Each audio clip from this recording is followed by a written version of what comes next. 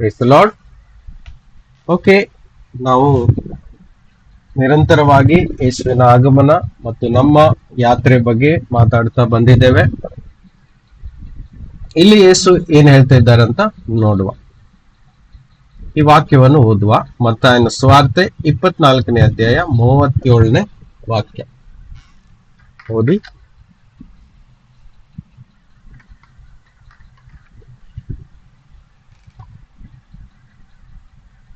ಹೇಗೆಂದರೆ ಜಲಪ್ರಳಯಕ್ಕೆ ಮುಂಚಿನ ದಿನಗಳಲ್ಲಿ ನೋಹನು ನಾವೆಯಲ್ಲಿ ಸೇರಿದ ದಿನದ ತನಕ ಜನರು ಉಣ್ಣುತ್ತಾ ಕುಡಿಯುತ್ತಾ ಮದುವೆ ಮಾಡಿಕೊಡುತ್ತಾ ಇದ್ದು, ಪ್ರಳಯದ ನೀರು ಬಂದು ಎಲ್ಲರನ್ನೂ ಬಡುಕೊಂಡು ಹೋಗುವ ತನಕ ಏನೂ ತಿಳಿಯದೆ ಇದ್ದರಲ್ಲ. ಅದರಂತೆ ಮನುಷ್ಯಕುಮಾರನು ಪ್ರತ್ಯಕ್ಷನಾಗುವ ಕಾಲದಲ್ಲಿಯೂ ಇರುವುದು. ಆಮೇನ್. ಆಮೆನ್. ನೋಡಿ, ನೋಹನ ದಿವಸಗಳು ಹೇಗಿದ್ದವೋ ಹಾಗೆಯೇ ಮನುಷ್ಯಕುಮಾರನ ಪ್ರತ್ಯಕ್ಷತೆಯೂ ಇರುವುದು. ಹಾಗಾದ್ರೆ ಯೇಸುವಿನ ಬರೋಣದ ಸಮಯ ಅದು ಯಾವ ರೀತಿಯಾಗಿ ಇರುತ್ತದೆ ಎನ್ನುವುದಕ್ಕೆ ಎರಡು ಮುಖ್ಯವಾದಂತ ಉದಾಹರಣೆಯನ್ನು ಯೇಸು ತೋರಿಸಿಕೊಟ್ಟಿದ್ದಾರೆ. ಆ ಉದಾಹರಣೆಯಲ್ಲಿ ಮೊದಲನೇದಾಗಿ ನೋಹನ ಬಗ್ಗೆ ಹೇಳಿಕೊಟ್ಟಿದ್ದಾರೆ. ನೋಹನ ಕಾಲದಲ್ಲಿ ಹೇಗಿತ್ತು ಅನ್ನೋದನ್ನ ನಾವು ಇಲ್ಲಿ ನೆನಪು ಮಾಡ್ಕೊಳ್ಬೇಕಾಗತ್ತೆ. ಓಕೆ, ಸೊ ನೋಹನ ಬಗ್ಗೆ ಸ್ವಲ್ಪ ತಿಳಿಯುವಾಗ ಅದೇ ತರನೇ ಯೇಸು ಬರುವ ಸಮಯದಲ್ಲೂ ಸಹ ಆಗತ್ತೆ ಅನ್ನೋದಕ್ಕೆ ನಮಗೆ ಒಂದು ಪ್ರೂಫ್ ಸಿಗತ್ತೆ. ಓಕೆ, ಅದೇ ರೀತಿಯಾದಂತ ಸನ್ನಿವೇಶಗಳು, ಸ್ಥಿತಿಗತಿಗಳು ಈ ಭೂಮಿಯಲ್ಲಿ ನಡೀತಾ ಇರುತ್ತೆ. ಆ ಕ್ಷಣದಲ್ಲಿ ಯೇಸು ಸ್ವಾಮಿ ಈ ಭೂಮಿಗೆ ಪ್ರತ್ಯಕ್ಷವಾಗಿ ಬರ್ತಾರೆ. ಓಕೆ, ಸರಿ. ಹಾಗಾದ್ರೆ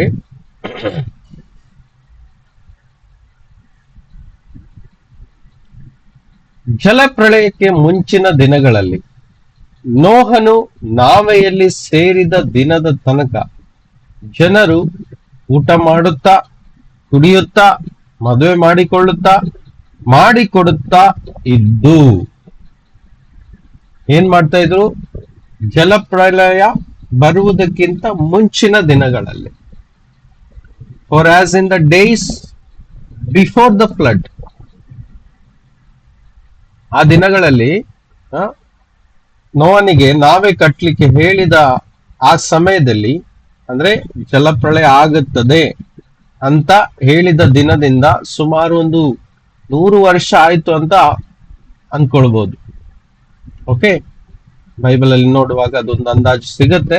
ಎನಿವೆ, ನಾವೇ ಕಟ್ಟಿ ಮುಗಿಸಿ ಜಲಪ್ರಳಯ ಉಂಟಾಗುವ ದಿನದ ಹಿಂದಿನ ದಿನಗಳಲ್ಲಿ, ಆ ಪ್ರಳಯ ಬರುವುದಕ್ಕಿಂತ ಮುಂಚಿನ ದಿನಗಳಲ್ಲಿ ಜನರು, ಈ ಲೋಕದಲ್ಲಿರುವಂತ ಜನರು ತಿನ್ನುತ್ತಾ ಕುಡಿಯುತ್ತಾ ಮದುವೆ ಮಾಡಿಕೊಡುತ್ತಾ ಇದ್ದರು ಎಂಬುದಾಗಿ ಯೇಸು ಹೇಳ್ತಾರೆ. ಇದರ ಅರ್ಥ ಏನು?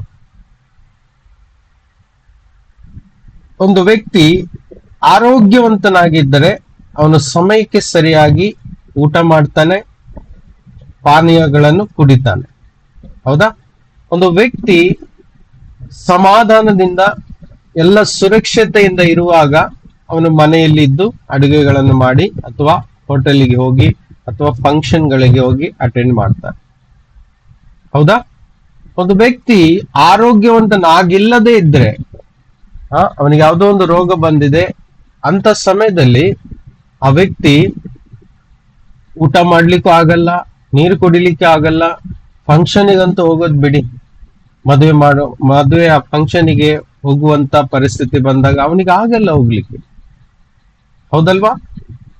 ಅಥವಾ ಒಂದು ಊರಲ್ಲಿ ದೊಡ್ಡ ಮಳೆ ಬಂದು ಎಲ್ಲ ಹಾಳಾಗಿದೆ, ಫ್ಲಡ್ ಬಂದಿದೆ, ಅಥವಾ ಒಂದು ಊರಲ್ಲಿ ತುಂಬಾ ಪ್ರಾಬ್ಲಮ್ ಆಗಿದೆ, ಯುದ್ಧ ನಡೀತಾ ಇದೆ, ಅಥವಾ ಒಂದು ಊರಲ್ಲಿ ಭೂಕಂಪ ನಡೆದಿದೆ, ಅಥವಾ ಒಂದು ಊರಲ್ಲಿ ಸುನಾಮಿ ಬಂದಿದೆ.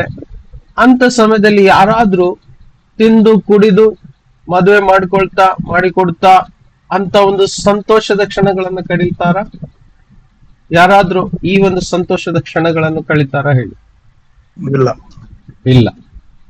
ಉಣ್ಣುತ್ತಾ ಕುಡಿಯುತ್ತಾ ಮದುವೆ ಮಾಡಿಕೊಳ್ಳುತ್ತಾ ಅಂತ ಹೇಳಿದ್ರೆ ಜನರು ಯಾವುದೇ ವಿಧದಲ್ಲಿ ತೊಂದರೆಯಲ್ಲಿ ಇಲ್ಲ ಅಂತ ಅರ್ಥ.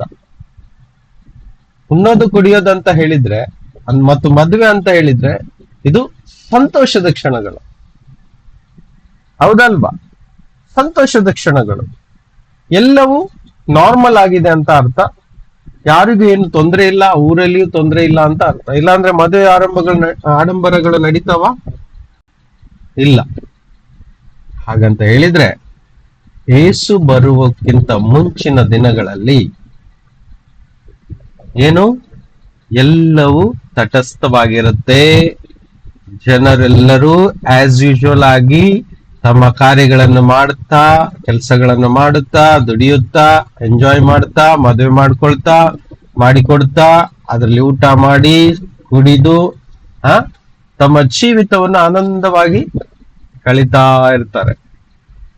ಅಂದ್ರೆ ಅರ್ಥ ಯಾವುದೇ ಸೈನ್ ಇಲ್ಲ, ಯಾವುದೇ ಚಿಹ್ನೆ ಇಲ್ಲ, ಏನೋ ಆಗ್ಲಿಕ್ಕಿದೆ ಅಂತ.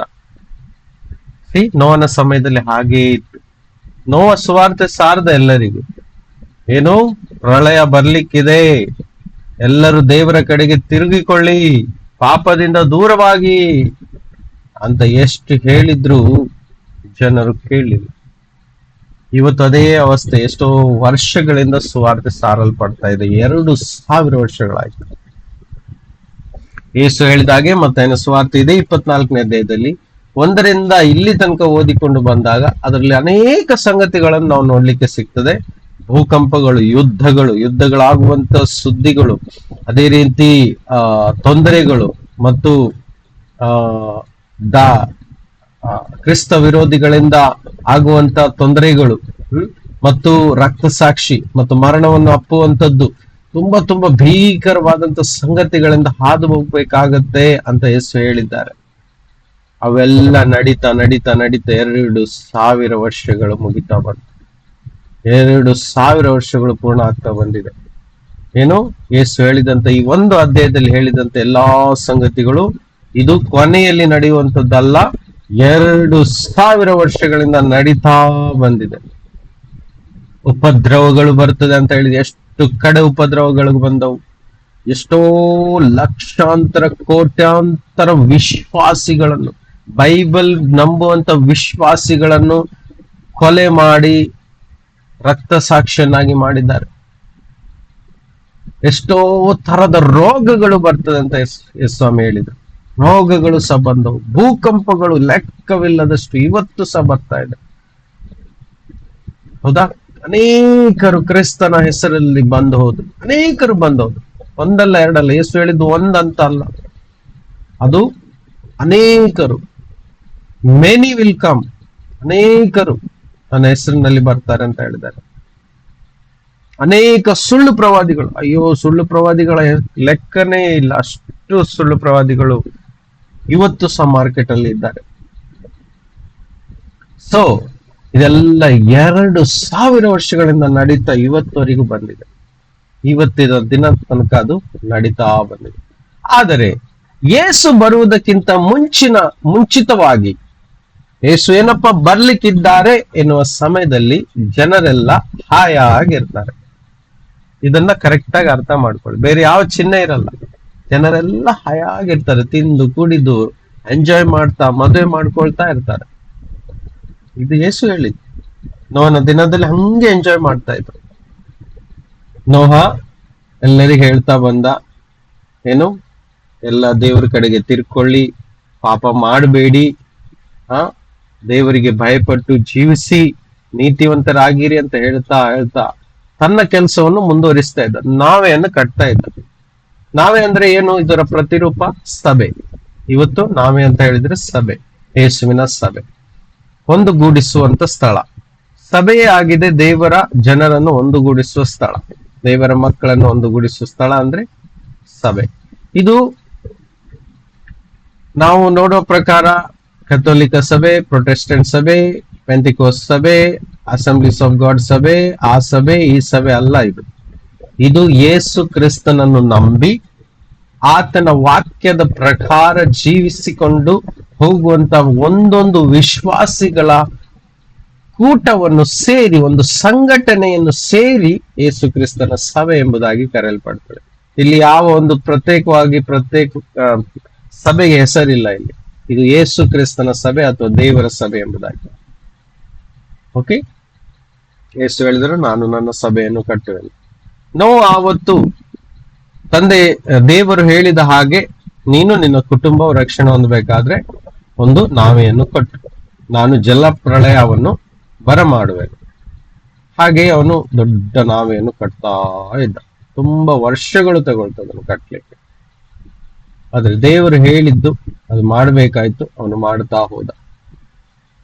ಆ ಕೆಲಸವನ್ನು ನಿಲ್ಲಿಸ್ಲಿಲ್ಲ. ಇವತ್ತು ನಿಜವಾದ ಕ್ರೈಸ್ತರು ಯೇಸುವನ್ನು ಅರಿತು, ಪರಲೋಕ ರಾಜ್ಯದ ಕುರಿತು ಸರಿಯಾಗಿ ಅರಿತು, ಸಭೆಯ ಮಹತ್ವವನ್ನು ಅರಿತು, ಅದನ್ನು ಅಚ್ಚುಕಟ್ಟಾಗಿ ನಿಯತ್ತಿಂದ, ಸತ್ಯದಿಂದಲೂ ನೀತಿಯಿಂದಲೂ ಸಭೆಯ ಕೆಲಸಗಳನ್ನು ಮಾಡ್ಕೊಳ್ತಾ ಬರುವಂತ ಒಳ್ಳೆಯ ವಿಶ್ವಾಸಿಗಳು, ಸೇವಕರು ಇವತ್ತು ಇದ್ದಾರೆ.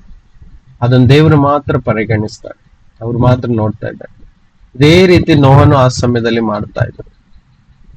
ಅದಕ್ಕೆ ಯೇಸು ಹೇಳಿದ್ದಾರೆ, ಆ ಕಾಲದಲ್ಲಿ ಹೇಗೆ ನೋವ ಮಾಡ್ತಾ ಇದ್ದ, ನೋವನ ಮುಂದೆ ಯಾವ ಪರಿಸ್ಥಿತಿಗಳಿದ್ದವು ಅವನ ಕಾಲದಲ್ಲಿ, ಅದೇ ರೀತಿ ಇವತ್ತು ಸಹ ಇರ್ತದೆ ಅಂತ.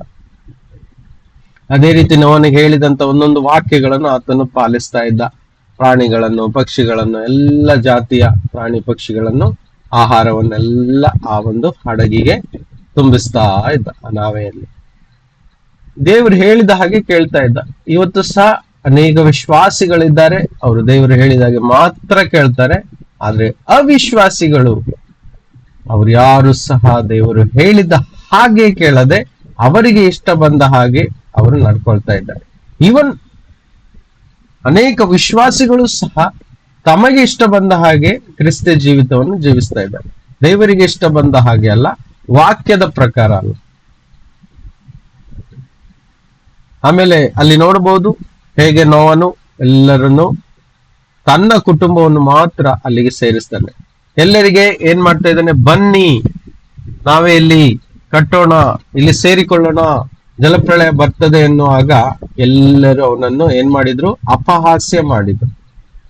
ಈ ಒಣಭೂಮಿಯಲ್ಲಿ ಯಾವ ಪ್ರಳಯ ಬರ್ತದೆ, ಎಲ್ಲವೂ ಚೆನ್ನಾಗಿದೆ ಅಲ್ಲ ಅಂತ ಅವರು ಅವನಿಗೆ ಅಪಹಾಸ್ಯ ಮಾಡ್ತಾ ಹೋದ್ರು. ಆದ್ರೆ ಸಮಯ ಬಂದಾಗ ಮಳೆ ಬರ್ಲಿಕ್ಕೆ ಆರಂಭಿಸ್ತು. ಆದ್ರೆ ಜನರೆಲ್ಲ ಕುಡಿದು ತಿಂದು ಆರಾಮಾಗಿ ಹಾಯಾಗಿದ್ದರು. ಯಾವುದೇ ಚಿಂತೆ ಇಲ್ಲ. ನಿಧಾನವಾಗಿ ಮಳೆ ಸುರಿಲಿಕ್ಕೆ ಆರಂಭಿಸ್ತು. ಅಷ್ಟರೊಳಗೆ ನೋವ, ಆತನ ಕುಟುಂಬ, ಪ್ರಾಣಿ ಪಕ್ಷಿಗಳೆಲ್ಲ ನಾವೆಯಲ್ಲಿದ್ರು. ಬಾಕಿ ಇದ್ದ ಜನಗಳು, ಏನಪ್ಪ ಮಳೆ ಅಲ್ವಾ, ಇದು ಪ್ರತಿ ವರ್ಷ ಬರ್ತದೆ ಅಂತ ಅವ್ರು ಸುಮ್ಮನೆ ಇದ್ದು ತಿಂದು ಕುಡಿಯೋದ್ರಲ್ಲೇ ಅಸ್ತವ್ಯಸ್ತವಾಗಿದ್ದರು. ಆದ್ರೆ ನಿಧಾನವಾಗಿ ಮಳೆ ಮೇಲಕ್ಕೆ ಮಳೆ ಬಂದು ನಿಧಾನವಾಗಿ ಮಳೆ ನೀರು ಮೇಲಕ್ಕೆ ಏರ್ತಾ ಹೋಯ್ತು. ಅವಾಗ ನಾವೇ ತೇಲಿಕ್ಕೆ ಸ್ಟಾರ್ಟ್ ಆಯ್ತು. ಅವಾಗೆಲ್ಲರಿಗೂ ನಿಧಾನವಾಗಿ ಭಯ ಆಯ್ತು. ಭಯ ಆದ್ರೆ ನಾವೆಯನ್ನು ತೆರೆದು ಅದರೊಳಗೆ ಹೋಗ್ಲಿಕ್ಕೆ ಆಗಲ್ಲ. ಯಾಕೆ ಅಂತ ಹೇಳಿದ್ರೆ ನಾವು ಅಲ್ಲಿ ಓದ್ಬೋದು, ಆದಿಕಾಂಡ ನೋವನ ಅಧ್ಯಾಯಗಳನ್ನು ಓದುವಾಗ ಅಲ್ಲಿ ನಾವೆಯನ್ನು ಮಾಡಿದ್ದು ನೋವ, ಆದ್ರೆ ಬಾಗಿಲನ್ನು ಮುಚ್ಚಿದ್ದು ದೇವರು.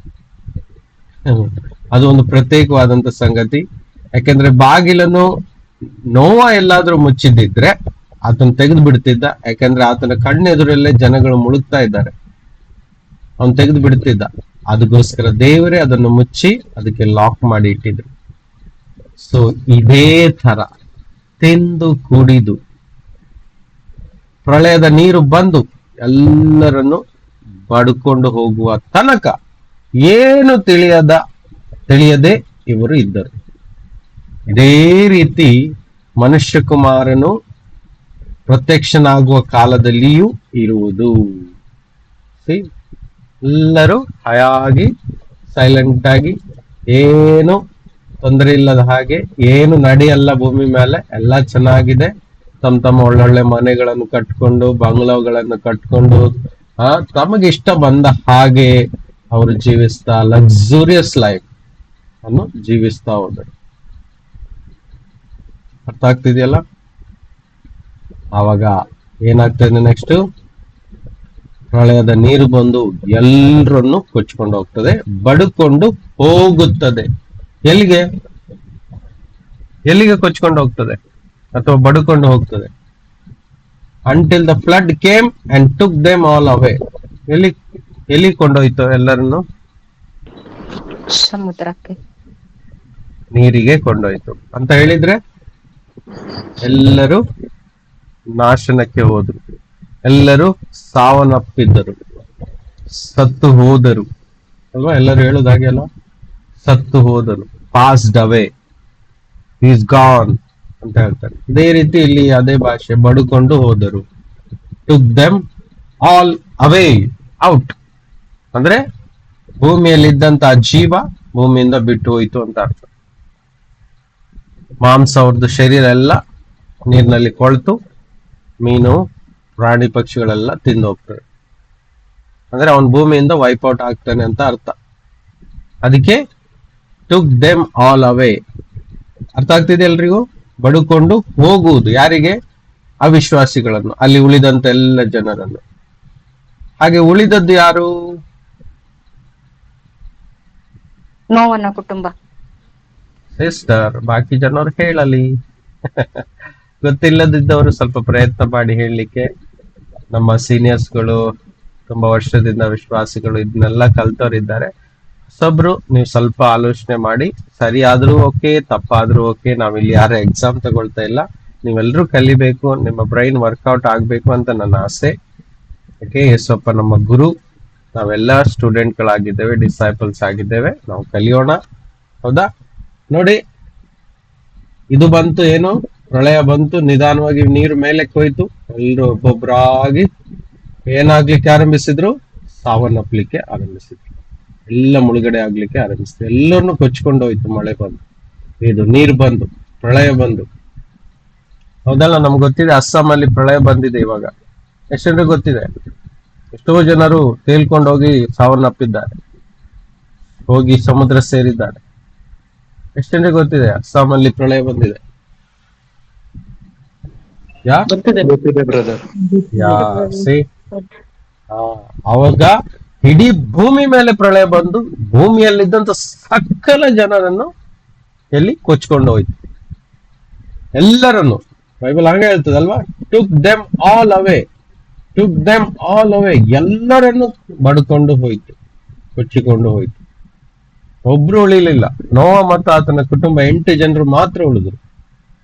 ಎಲ್ಲರನ್ನು ಕೊಚ್ಕೊಂಡು ಹೋಗಿ ಏನ್ ಮಾಡ್ತು? ನಾಶ ಮಾಡ್ತು, ಎಲ್ಲರನ್ನು ಕೊಚ್ಕೊಂಡು ಹೋಯ್ತು.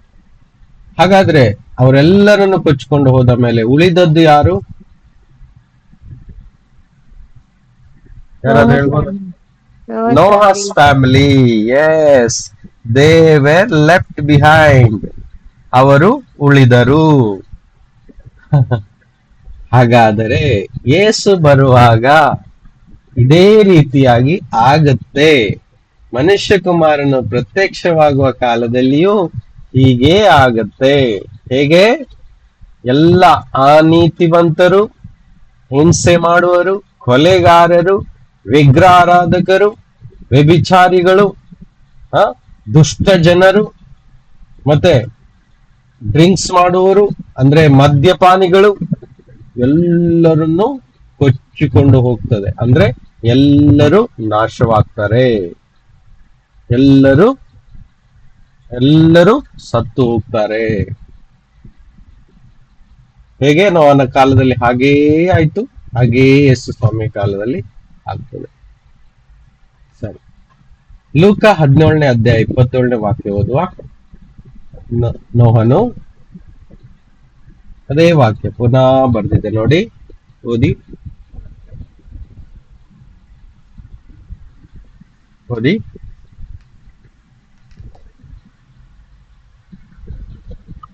ನೋಹನು ನಾವೆಯಲ್ಲಿ ಸೇರಿದ ದಿನದ ತನಕ ಅವರು ಊಟ ಮಾಡುತ್ತಿದ್ದರು, ಕುಡಿಯುತ್ತಿದ್ದರು, ಮದುವೆ ಮಾಡಿಕೊಳ್ಳುತ್ತಿದ್ದರು. ಆಗ ಜಲಪ್ರಳಯವು ಬಂದು ಎಲ್ಲರನ್ನೂ ನಾಶ ಮಾಡಿತು. ಆಮೇನ್. ಹೌದಾ? ಎಲ್ಲರನ್ನು ನಾಶ ಮಾಡಿತು. ಎಲ್ಲರನ್ನು ನಾಶ ಮಾಡಿದಾಗ ಉಳಿದವರು ಯಾರು? ನೋಹ ಮತ್ತು ಆತನ ಕುಟುಂಬ ಮತ್ತು ಆತನ ಜೊತೆಯಲ್ಲಿದ್ದಂತ ಪ್ರಾಣಿಗಳು. ಕರೆಕ್ಟ್? ಓಕೆ. ಇದೇ ರೀತಿ ಇನ್ನೊಂದು ಉದಾಹರಣೆಯನ್ನು ಕೊಡ್ತಾರೆ ಸ್ವಾಮಿ. ಲೂಕ 17:28. ಲೂಕ 17:28. ಮತ್ತು ಲೋಟನ ದಿವಸಗಳಲ್ಲಿ ನಡೆದ ಪ್ರಕಾರ ನಡೆಯುವುದು. ಅವರು ಊಟ ಮಾಡುತ್ತಿದ್ದರು, ಕುಡಿಯುತ್ತಿದ್ದರು, ಕೊಳ್ಳುತ್ತಿದ್ದರು, ಮಾರುತ್ತಿದ್ದರು, ನೆಡುತ್ತಿದ್ದರು, ಕಟ್ಟುತ್ತಿದ್ದರು. ಆಮೇನ್. ಇಲ್ಲಿ ಸ್ವಲ್ಪ ಎಕ್ಸ್ಟ್ರಾ ಪಾಯಿಂಟ್ಸ್ ಗಳನ್ನು ಕರ್ತರು ಹೇಳಿಕೊಟ್ಟಿದ್ದಾರೆ. ಲೋಟನ ದಿನಗಳು, ಲೋಟನ ಬಗ್ಗೆ ಗೊತ್ತಿದೆ ಅಲ್ವಾ? ಎಷ್ಟೊತ್ತಿಗೆ ಕತೆ ಗೊತ್ತಿದೆ ಅಲ್ವಾ? ಹಿಸ್ಟ್ರಿ ಹೌದು ಬ್ರದರ್. ಹೇಳ್ಬೋದಾ ಯಾರಾದ್ರೂ? 1 ನಿಮಿಷ ಲೋಟನ ಬಗ್ಗೆ ಹೇಳಿ. ಹೇಳಿ ಸಿಸ್ಟರ್, ಮನಾ ಸಿಸ್ಟರ್ ಹೇಳಿ, ಸ್ವಲ್ಪ ಆದ್ರೆ ಹೇಳಿ. ಇಂಗ್ಲಿಷ್ ಅಲ್ಲಿ ಹೇಳ್ತೇನೆ, ಹ್ಮ್, ಟ್ರೈ ಹ್ಮ್. ಮಾಡಿ ಹೇಳಲಿಕ್ಕೆ. ಲೋಟ ಮತ್ತೆ ಅವರ ವೈಫ್ ಮತ್ತೆ ಮಗು ಇದ್ದದ್ದು. ಸೊ ದೇವರವರ ಏಂಜಲ್ ಅನ್ನು ಕಳಿಸ್ತಾರೆ, ಹೇಳಿಕೊಂಡು, ಅಂದ್ರೆ ಸೊದೋಮ್ ಮತ್ತೆ ಗೊಮೋರನನ್ನು ಬಿಟ್ಟು ಹೋಗ್ಬೇಕ ಎಂಬುದಾಗಿ. Correct. ಬಟ್ ಲೋಟ ಅವರು ಆ ಒಂದು ಇದನ್ನು ಡಿಸಿಪ್ಲಿನ್ ಆಗಿ ಒಬೆ ಮಾಡ್ತಾರೆ, ದೇವರ ಆಜ್ಞೆಯನ್ನು ಒಬೆ ಮಾಡಿ ಅವರು ಹೋಗ್ಲಿಕ್ಕೆ ನೋಡ್ತಾರೆ. ಬಟ್ ಅವರ ಮಿಸ್ಸಸ್ ಅವ್ರ ಹಿಂದೆ ತಿರುಗಿ ಕಲ್ಲುಪ್ಪು ಆಗಿ ಹೋಗ್ತಾರೆ. ಬಿಕಾಸ್ ಅಷ್ಟರವರೆಗೆ ಅವರ ಪೊಸೆಷನ್ಸ್, ಅವರ ಮನೆ, ಅದು ಆಸ್ತಿ, ಅದರ ಬಗ್ಗೆ ಚಿಂತೆ ಮಾಡ್ಕೊಳ್ತಾರೆ. ಅಯ್ಯೋ ನಾನು ಹೋದ್ರೆ ಇದ್ರ ಬಗ್ಗೆ ಯಾರು ಇದ್ ಮಾಡ್ತಾರೆ ಎಂಬುದಾಗಿ ಆಗನೇ ಆಗ್ತಾರೆ. ಸೊ ಅವರು ಸಾಲ್ಟ್ ಪಿಲ್ಲರ್ ಆಗಿ ಹೋಗ್ತಾರೆ. ಸಾಲ್ಟ್ ಇದು Correct. ಸ್ತಂಭ, ವೆರಿ ಉಪ್ಪಿನ ಗುಡ್, ಸ್ತಂಭ ವೆರಿ ಗುಡ್. ಆಗ್ತಾರೆ. Yes right. ಓಕೆ. ಸಂದೇಶ ಏನಾಗಿತ್ತು? ಯಾಕೆ ಸೊದೋಮ್ ಗೊಮೋರ ಬಿಟ್ಟು ಹೋಗ್ಬೇಕಂತ ಹೇಳಿದ್ರು ದೂತರುಗಳು ಬಂದು? ಅದು ಅಂದ್ರೆ ಅಲ್ಲಿ ತುಂಬಾ ಕೆಟ್ಟ ಪಾಪ ನಡೀತಿತ್ತು. ಕರೆಕ್ಟ್. ಪಾಪ ನಡೀತಿತ್ತು. ಯಾವ ಜಡ್ಜ್ಮೆಂಟ್ ಬರ್ತದೆ ಅಂತ ಹೇಳಿದ್ರು? ಇದು ಮರಣ, ಬೆಂಕಿ ಮೇಲಿಂದ ಸುರಿತಾರೆ, ಬೆಂಕಿ ಹೊಂಡೆಗಳು, ಬ್ರಿಮ್ ಸ್ಟೋನ್ ಅಂತಾರೆ. ಸಲ್ಫರ್ ಸ್ಟೋನ್ಸ್, ಎಸ್ ಬ್ರೀಮ್ ಸ್ಟೋನ್ ಅಂತ ಇಂಗ್ಲಿಷ್ ವರ್ಡ್ ಹೇಳಿದೆ. ಅದು ಬಂದು ಎಲ್ಲರನ್ನು ದಹಿಸ್ತದೆ ಅಂತ ದೂತರು ಬಂದು ವಾರ್ನಿಂಗ್ ಕೊಟ್ಟಿರ್ತಾರೆ. ಆವಾಗ ನೋಹ ಮತ್ತು ಆತನ ಕುಟುಂಬ, ಇಬ್ಬರು ಮಗಳು, 2 ಡಾಟರ್ಸ್ ಮತ್ತೆ ಹೆಂಡತಿ ಸೇರಿ ಅಲ್ಲಿಂದ ಹೊರಡ್ತಾರೆ. ಹೌದಾ? ಸೊ ಅವಾಗ ಅವ್ರು ಹೊರಡುವಾಗ ಹೆಂಡತಿಯಲ್ಲಿ ತಿರುಗಿ ನೋಡಿದಕ್ಕೆ ಅವಳು ಅಲ್ಲಿ ಉಪ್ಪಿನ ಕಂಬ ಆಗ್ತಾಳೆ. ಮತ್ತೆ ಆ ಊರಲ್ಲಿ ಇದ್ದಂತ ಜನರನ್ನು ಬೆಂಕಿ ಉಂಡೆಗಳು ಬಂದು ಬಿದ್ದು ಧ್ವಂಸ ಆಗ್ತಾರೆ. ಇದು ಲೋಟನ ಕತೆ. ಸರಿ ಸಿಸ್ಟರ್, ಮ್ಯೂಟ್ ಮಾಡಿ. ಹಾಗಾದ್ರೆ ಲೋಟನ ದಿವಸಗಳಲ್ಲಿ ನಡೆದ ಪ್ರಕಾರ ಯೇಸು ಸ್ವಾಮಿಯ ಬರುವ ದಿನಗಳಲ್ಲಿಯೂ ನಡೆಯು. This is so important. You understand? ಇವಾಗ 2000 ವರ್ಷಗಳಿಂದ ಸಂದೇಶ ಸಾರ್ತಾ ಇದೆ, ದೇವರ ಜಡ್ಜ್ಮೆಂಟ್ ಬರುತ್ತೆ. ನೋಡಿ, ಸುವಾರ್ತೆ ಅಂದ್ರೆ ಕೇವಲ ಯೇಸುವನ್ನು ನಂಬಿ ರಕ್ಷಣೆ ಸಿಗತ್ತೆ, ರೋಗ ಸೌಖ್ಯ ಆಗತ್ತೆ, ಕಷ್ಟಗಳು ಪರಿಹಾರ ಆಗತ್ತೆ, ಅದು ಒಂದು ಪಾರ್ಟ್, ಒಂದು ಭಾಗ. 2 ಭಾಗ ಇದೆ ಅಥವಾ 2 ಮುಖಗಳಿದ್ದಾವೆ ಸುವಾರ್ತೆಗೆ. ಯೇಸುವನ್ನು ನಂಬಿ ದೀಕ್ಷಾ ಸ್ನಾನ ಹೊಂದಿಕೊಂಡವರು ರಕ್ಷಣೆಗೊಳಗಾಗುವರು, ನಂಬದೇ ಹೋದವರು ನಾಶವಾಗುವರು ಅಂತ ವಾಕ್ಯ ಬರೆಯಲ್ಪಟ್ಟಿದೆ ಅಲ್ವಾ? ಮಾರ್ಕ 16:15-16 ಅಲ್ಲಿ ಬರೆಯಲ್ಪಟ್ಟಿದೆ. ನಂಬದೇ ಇರುವವರು ನಾಶನಕ್ಕೆ ಒಳಗಾಗುವರು. ಜಡ್ಜ್ಮೆಂಟಾ? ನಾಶ ಅಂದ್ರೆ ಜಡ್ಜ್ಮೆಂಟ್ ಅಲ್ವಾ? ಸುವಾರ್ತೆಯ ಒಂದು ಭಾಗ ಅಲ್ವಾ? ಇದೇ ರೀತಿ ನೋಹನ ಕಾಲದಲ್ಲಿ ಮತ್ತು ಲೋಟನ ಕಾಲದಲ್ಲಿ ಸಾರಲ್ಪಡ್ತಿದೆ.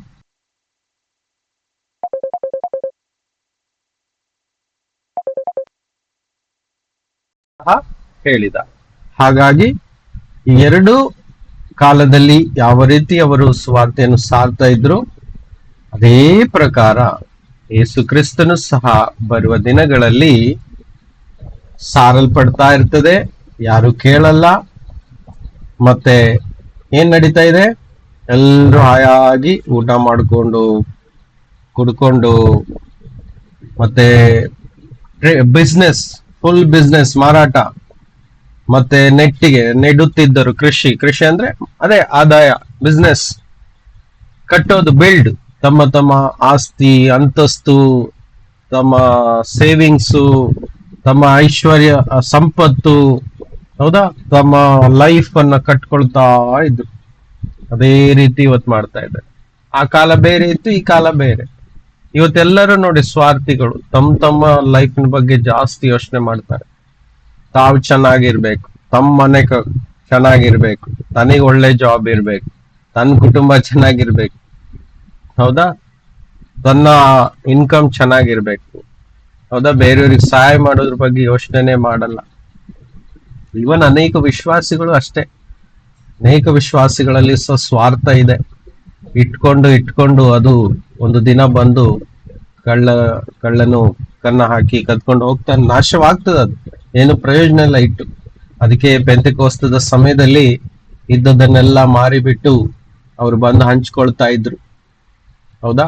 ಆ ಲೆವೆಲ್ ಅಲ್ಲದೆ ಇದ್ರು. ನಮ್ಮಲ್ಲಿರುವಂತ ಕೆಲವೊಂದು ಭಾಗಗಳನ್ನು ದೇವರಿಗೆ ಸಮರ್ಪಣೆ ಮಾಡಲೇಬೇಕು. ಕಷ್ಟ ಆಗತ್ತೆ ಕೊಡ್ಲಿಕ್ಕೆ, ಆದ್ರೆ ಒಂದು ದಿನ ದೇವರ ಮುಂದೆ ನಿಲ್ಲುವಾಗ ಎಲ್ಲ ಲೆಕ್ಕಕ್ಕೆ ಹೇಳ್ತಾರೆ, ನಿನಗಿತ್ತಲ್ವಾ, ನೀನು ಅದನ್ನ ಇಟ್ಕೊಂಡು ಸ್ವಾರ್ಥವಾಗಿ ಯಾಕೆ ಜೀವಿಸಿದೆ? ಹೇಳ್ತಾರೆ.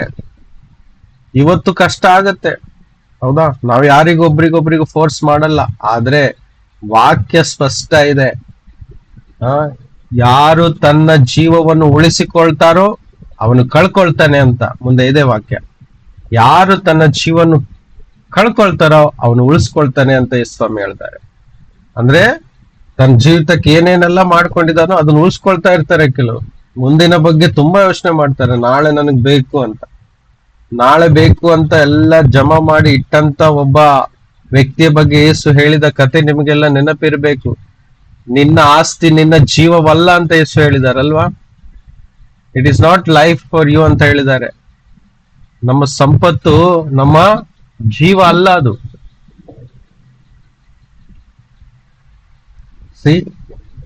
ಇದೇ ರೀತಿ ಇವತ್ತು ಸಹ ಇದೆ.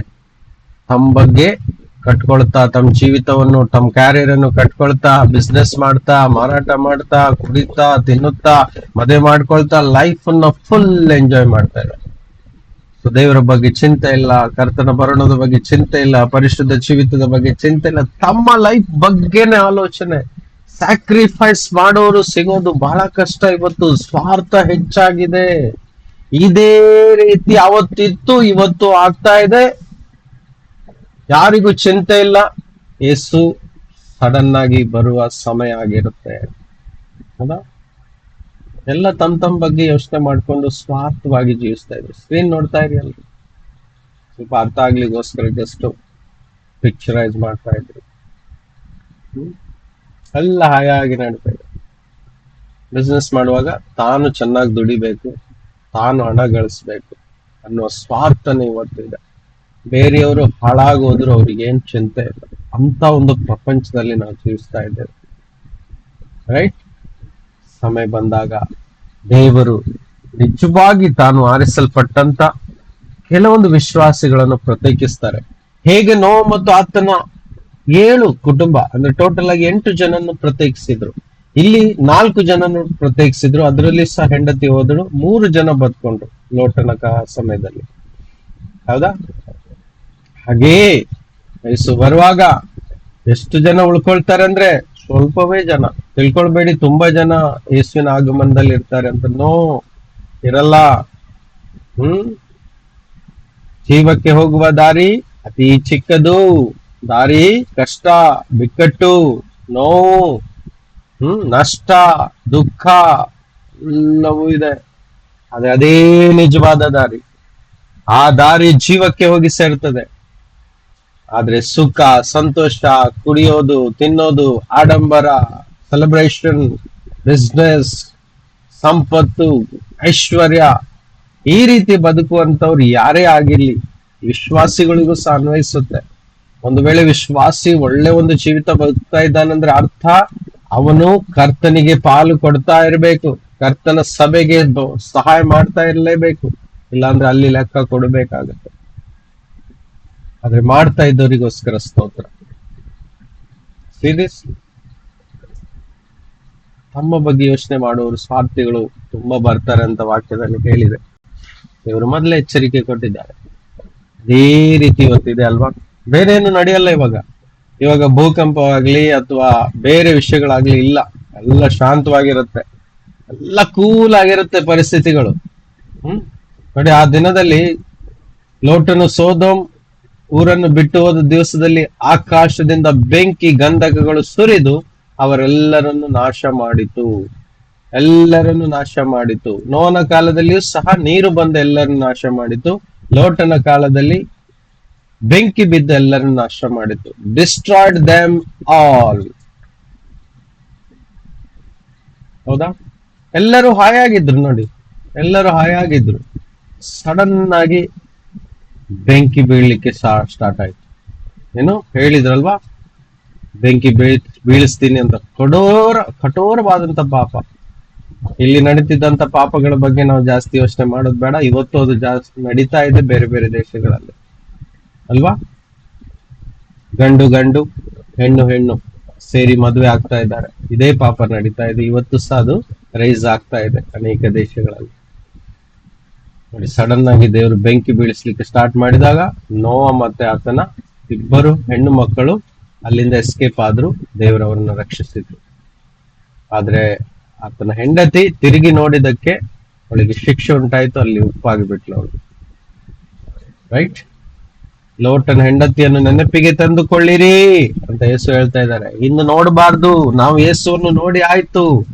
ಇನ್ನು ಯೇಸುವನ್ನು ಕೈ ಹಿಡಿದು ಆಯ್ತು. ಯೇಸುವನ್ನು ನಮ್ಮ ಜೀವಿತದಲ್ಲಿ ವೆಲ್ಕಮ್ ಮಾಡಿ ಆಯ್ತು. ಯೇಸುವಿಗೆ ನಮ್ಮ ಜೀವಿತವನ್ನು ಒಪ್ಪಿಸಿ ಕೊಟ್ಟಾಯ್ತು. ಇನ್ನು ಮೇಲೆ ಹಿಂದೆ ನೋಡುವ ಮಾತಿಲ್ಲ. ಹಿಂದೆ ನೋಡುವವರು ನನಗೆ ಯೋಗ್ಯರಲ್ಲ ಅಂತ ಯೇಸು ಹೇಳಿದ್ದಾರೆ. ಸತ್ತವರನ್ನು ಸತ್ತವರೇ ಹೋಗಿಯಲಿ, ಸಮಾಧಿ ಮಾಡಲಿ, ನೀವು ನನ್ನ ಹಿಂದೆ ಬನ್ನಿರಿ. ನೋಡಿ, ಇನ್ನು ಹಿಂದೆ ತಿರುಗ್ಲಿಕ್ಕಿಲ್ಲ. ಲೋಟನ ಹೆಂಡತಿಯನ್ನು ನೆನಪಿಗೆ ತಂದುಕೊಳ್ಳಿರಿ, ಅದರಿಂದ ಒಂದು ಪಾಠ ಕಲೀರಿ ಅಂತ ಹೇಳ್ತಾ ಇದ್ದಾರೆ. ನನ್ನ ಪ್ರಾಣವನ್ನು ದೊರಕಿಸಿಕೊಳ್ಳಬೇಕೆಂದಿರುವವನು ಅದನ್ನು ಕಳ್ಕೊಳ್ತಾನೆ. ಪ್ರಾಣವನ್ನು ಕಳ್ಕೊಂಡವನು ಅದನ್ನು ರಕ್ಷಿಸಿಕೊಳ್ಳುವನು. ಇವತ್ತು ದೇವರಿಗೋಸ್ಕರ, ಕರ್ತನ ಸೇವೆಗೋಸ್ಕರ, ಸಭೆಯ ಸೇವೆಗೋಸ್ಕರ ತನ್ನ ಹಗಲು ರಾತ್ರಿ ದುಡಿಯುವವನು, ಹಗಲು ರಾತ್ರಿ ಓಡಾಡುವವರು, ಕರ್ತನ ಶರೀರವನ್ನು ಕಟ್ಟಲಿಕ್ಕೆ ಏನಾದರೂ ತನ್ನಿಂದ ಆಗುವಂತ ಸೇವೆ ಸಲ್ಲಿಸುವವರು, ಪ್ರಾಣದ ಬಗ್ಗೆ ಯೋಚನೆ ಮಾಡದೆ, ತನ್ನ ಬಗ್ಗೆ ಯೋಚನೆ ಮಾಡದೆ, ತನ್ನ ಕುಟುಂಬದ ಬಗ್ಗೆ ಯೋಚನೆ ಮಾಡದೆ, ಓಡ್ತಾ ಇದ್ದು ತನ್ನ ಫ್ಯೂಚರ್ ಬಗ್ಗೆ ಯೋಚನೆ ಮಾಡದೆ. ನನ್ಗಿದೆಲ್ಲ ಹೇಳ್ಬೇಕಾದ್ರೆ ಅನೇಕ ವಿಷಯಗಳು ನೆನಪು ಬರ್ತದೆ. ಅನೇಕರು ನನ್ನ ಹತ್ರ ಸವಾಲ್ ಮಾಡ್ತಾರೆ, ನಾಳೆ ಏನ್ ಮಾಡ್ತೀಯ, ಮುಂದೆ ಏನ್ ಮಾಡ್ತೀಯ? ಮತ್ತೆ ಕೆಲವೊಂದು ಡೈಲಾಗ್ ಗಳನ್ನ ಹೇಳ್ತಾರೆ. ಮಕ್ಕಳಿಗೆ ಹೇಗೆ ಮುಂದಿನ ದಿನಗಳಲ್ಲಿ ತುಂಬಾ ಫೀಸ್ ಇರುತ್ತೆ ದೊಡ್ಡವರಾದ್ಮೇಲೆ, ಅದಕ್ಕೇನು ಮಾಡುವುದು? ಸವಾಲುಗಳಿಗೆ ಲೆಕ್ಕ ಇಲ್ಲದಷ್ಟು ಲೀಸ್ಟ್ಗಳು ಬರ್ತಾ ಇರುತ್ತೆ. ಯೇಸು ಕರ್ತನ ವಾಕ್ಯ ಹೇಳ್ತದೆ, ನನ್ನ ನೀತಿವಂತನು ನಂಬಿಕೆಯಿಂದಲೇ ಜೀವಿಸುವನು ಎಂಬುದಾಗಿ. ನೋಡಿ, ನಂಬಿಕೆ ಪ್ರತಿಯೊಂದರಲ್ಲೂ ಅಪ್ಲೈ ಆಗ್ಲೇಬೇಕು. ಪ್ರತಿಯೊಂದರಲ್ಲಿ ನಂಬಿಕೆ ಅಪ್ಲೈ ಆಗ್ಬೇಕು. ಆವಾಗ್ಲೇ ಆತನು ಕ್ರೈಸ್ತನವನಾಗಿರ್ತಾನೆ. ತನ್ನ ಮೇಲೆ, ತನ್ನ ಸಂಪತ್ತಿನ ಮೇಲೆ, ತಾನು ಗಳಿಸಿರುವ ಹಣಕಾಸಿನ ಮೇಲೆ ಒಂದು ವೇಳೆ ಆತನಿಗೆ ನಂಬಿಕೆ ಇದ್ರೆ ಅದು ನಂಬಿಕೆ ಅಲ್ಲ ಅದು. ಯಾಕಂದ್ರೆ ಆಲ್ರೆಡಿ ಆತನ ಕೈಯಲ್ಲಿ ಇದೆ. ಅದಕ್ಕೆ ಆತನಿಗೆ ಧೈರ್ಯ ಉಂಟು. ಏನು ಇಲ್ಲದೆ ನನಗೋಸ್ಕರ ನನ್ನ ಕರ್ತನಿದ್ದಾನೆ, ಆತನೇ ನನ್ನ ಕುರುಬನು, ನನಗೆ ಒದಗಿಸುವವನು ಎಂಬುದಾಗಿ ನಂಬಿಕೆ ಇಟ್ಟು, ಆ ಸಮಯ ಬಂದಾಗ, ಅವಶ್ಯಕತೆಗಳು ಬಂದಾಗ ಆತನಿಂದ ಪಡ್ಕೊಂಡು ಜೀವಿಸ್ತಾ ಇರ್ತಾನಲ್ಲ, ಅದು ನಂಬಿಕೆ. ಸೊ ಅದೇ, ಕರ್ತನಿಗೋಸ್ಕರ ಏನಾದ್ರೂ ಕಳ್ಕೊಳ್ತೀವಿ, ನಮ್ಮ ಪ್ರಾಣದ ಬಗ್ಗೆ ಚಿಂತೆ ಮಾಡದೆ ಓಡಾಡ್ತಾ ಇರ್ತೀವಿ, ಕರ್ತನಿಗೋಸ್ಕರ ದುಡಿತೀವಿ, ಸ್ವಲ್ಪ ಆದ್ರೂ ಒಂದು ಗ್ಲಾಸ್ ನೀರು ಕೊಟ್ಟರು ಸಹ ಅದೊಂದು ಸೇವೆ. ಚಿಕ್ಕದೋ ದೊಡ್ಡದೋ ಎಲ್ಲವೂ ಸೇವೆಯ ಭಾಗವಾಗಿದೆ.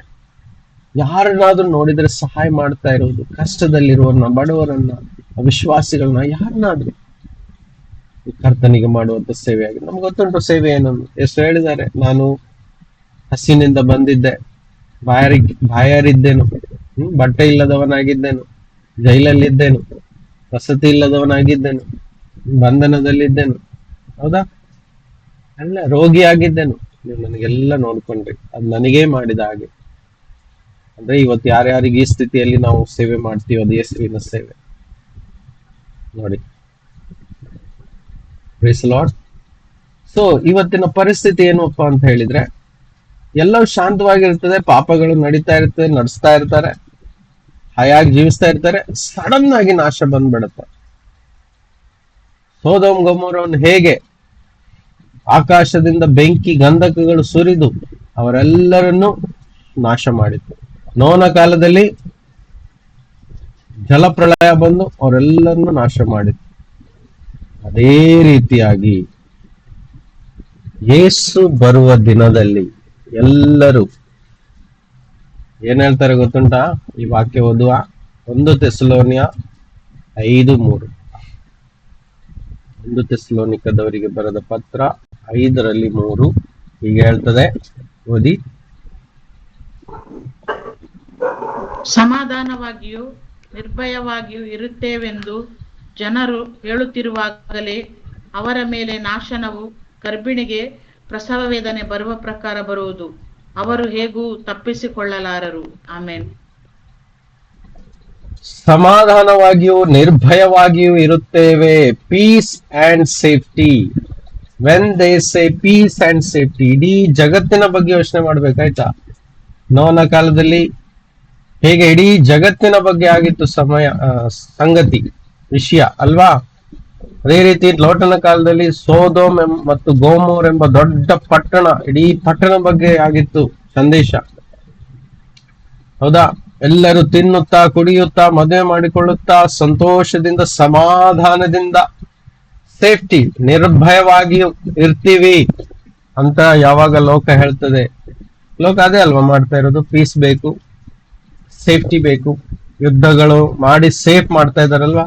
ನ್ಯೂಕ್ಲಿಯರ್ ಬಾಂಬ್ ಬೇಡ ಅಂತ ಅಮೆರಿಕಾಗೆ ಇರಾನಿಗೆ ಹೊಡಿತಾ ಇದೆ. ಮತ್ತೆ ಅನೇಕ ಕಡೆ ಸಂಘಟನೆಗಳನ್ನು ಮಾಡಿಕೊಂಡು ಪೀಸ್ ಇದು ಮಾಡ್ತಾ ಇದೆ. ಹೌದಾ? ಒಪ್ಪಂದ ಮಾಡ್ತಾ ಇದ್ದಾವೆ. ದೇಶಗಳು ಒಪ್ಪಂದ ಮಾಡ್ತಾ ಇದ್ದಾವೆ. ಜಾತಿಗಳು ಸೇರಿ ಒಪ್ಪಂದ ಮಾಡ್ತಾ ಇದ್ದಾವೆ. ಹೌದಾ? ಹೋರಾಟ ಬೇಡ, ಯುದ್ಧ ಬೇಡ ಅಂತ. ಅನೇಕ ಸಂಗತಿಗಳು ನಡೀತಾ ಇದಾವೆ ಲೋಕದಲ್ಲಿ, ನಮ್ಗೆ ಗೊತ್ತಾಗಲ್ಲ. ಎಲ್ಲಾ ರೀತಿಯ ಜಾತಿಗಳು ಸಹ ಸೇರ್ತಾ ಇದ್ದಾವೆ. ಇನ್ನೊಂದ್ ಕಡೆ ಸ್ವಲ್ಪ ಅಲ್ಲಿ ಇಲ್ಲಿ ಉಪದ್ರವಗಳು ಉಂಟು. ಆದ್ರೂ ಸಹ ಏಸು ಬರೋ ಸಮಯ ಬಂದಾಗ ಮೊದಲನೇ ಈ 2 ಪಾಯಿಂಟ್ ನಾವು ಜ್ಞಾಪಕದಲ್ಲಿ ಇಟ್ಕೊಳ್ಬೇಕು. ಏನದು? ಪೀಸ್ ಅಂಡ್ ಸೇಫ್ಟಿ ಅಂತ ಜಾಸ್ತಿ ಯಾವಾಗ ಅವರು ಮಾತಾಡ್ಲಿಕ್ಕೆ ಆರಂಭಿಸ್ತಾರೋ, ವೆನ್ ದೇ ಸೇ ಯಾವಾಗ ಜನರು ಈ ರೀತಿಯಾಗಿ ಹೇಳ್ತಾ ಇರ್ತಾರೋ, ಏನು ಸಮಾಧಾನ ಮತ್ತು ಸುರಕ್ಷತೆ, ಸೇಫ್ಟಿ ಅಂತ ಹೇಳ್ತಾ ಇರ್ತಾರೋ, ಶಾಂತಿ ಮತ್ತು ಸೇಫ್ಟಿ ಅಂತ ಹೇಳ್ತಾ ಇರ್ತಾರೋ, ಆವಾಗ ಸಡನ್ ಆಗಿ ಇಂಗ್ಲಿಷ್ ಅಲ್ಲಿ ಬರೆದಿದೆ, then sudden destructions comes upon them. ಅವರ ಮೇಲೆ ಸಡನ್ ಆಗಿ ಹೇಳುತ್ತಿರುವಾಗಲೇ ನಾಶನವು ಬಂದು ಬಿಡ್ತದೆ.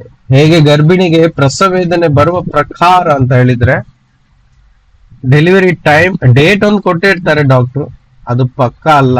ಒಂದಿನ ಹಿಂದೆ ಹೋಗ್ಬೋದು, ಒಂದಿನ ಆಚೆ ಹೋಗ್ಬೋದು, ಅಥವಾ 2-3 ದಿನ ಹಿಂದೆ ಮುಂದೆ ಆಗ್ಬೋದು. ಟೈಮಿಂಗು ಗೊತ್ತಾಗಲ್ಲ. ಯಾವಾಗ ಪೇನ್ ಸ್ಟಾರ್ಟ್ ಆಗ್ತದೆ, ನೋವು ಸ್ಟಾರ್ಟ್ ಆಗತ್ತೆ, ಅವಾಗ ಇಮ್ಮಿಡಿಯೇಟ್ ಆಗಿ ನಾವು ಅಡ್ಮಿಟ್ ಮಾಡ್ತೀವಿ ಗರ್ಭಿಣಿ ಆದಂತ ಸ್ತ್ರೀಗೆ, ಅಲ್ವಾ? ಅದೇ ತರ ಎಲ್ಲ ಶಾಂತವಾಗಿರುವಾಗ ಈ ಭೂಮಿಯಲ್ಲಿ ಲೋಕ ಸಡನ್ ಆಗಿ ಏನಾಗುತ್ತೆ? ದೊಡ್ಡ ನಾಶನ ಬಂದ್ಬಿಡುತ್ತೆ. ದೊಡ್ಡ ನಾಶನ. ಆವಾಗ ಯಾರು ತಪ್ಪಿಸಿಕೊಳ್ಳಲಾರರು. They shall not escape. ಅವರು ಯಾರು ಸಹ ತಪ್ಪಿಸಿಕೊಳ್ಳಲಾರರು. ಕಿಸಿ ಬಿ ರೀತಿ ಸೇ ನಷ್ಟ ನಾ ಹೋಗೆ. ನಾನು ಇಲ್ಲಿ 3-4 ಲ್ಯಾಂಗ್ವೇಜ್ ಹಾಕಿದ್ದು. ನಾನು ನಮ್ಮ ಸಭೆಯಲ್ಲಿ ಕಲಿಸುವಾಗ ಇಲ್ಲಿ ಈ ರೀತಿಯ 4 ಪ್ರಕಾರದ ಭಾಷೆ ಮಾತನಾಡುವರಿದ್ದಾರೆ. ತುಂಬಾ ಕಷ್ಟ ಆಗ್ತದೆ ಎಲ್ಲಾ ಲ್ಯಾಂಗ್ವೇಜ್ ಗಳನ್ನು ಮ್ಯಾನೇಜ್ ಮಾಡ್ಲಿಕ್ಕೆ. ಕೆಲವರಿಗೆ ಪಾಪ ಕನ್ನಡ ಗೊತ್ತಿಲ್ಲ, ಕೆಲವರಿಗೆ ಕೇವಲ ಮಲಯಾಳಂ ಗೊತ್ತಿದೆ, ಕೆಲವರಿಗೆ ಮಲಯಾಳ ಕನ್ನಡ ಎರಡೂ ಗೊತ್ತಿಲ್ಲ, ಹಿಂದಿ ಗೊತ್ತಿದೆ.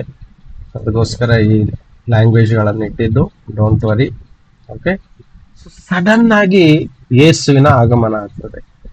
ಸಡನ್ ಆಗಿ ಆಗ್ತದೆ ಅಂತ ಬರ್ದಿದೆ ಇಲ್ಲಿ. ಸಡನ್, ಇಲ್ಲಿ ನೋಡಿ ಇಂಗ್ಲಿಷ್ ಅಲ್ಲಿ, ದೆನ್ ಸಡನ್ ಡಿಸ್ಟ್ರಕ್ಷನ್ ಕಮ್ಸ್ ಅಂತ ಸಡನ್ ಆಗಿ ಬಂದ್ಬಿಡ್ತಾರೆ. ಹೋದವಾರ ಓದಿದ್ರಲ್ಲ, ಕಳ್ಳನು ಬರುವ ಹಾಗೆ ಬರುವೆನು. ಇದೇ ಥೆಸಲೋನ್ಯ 1ನೇ ಅಧ್ಯಾಯ,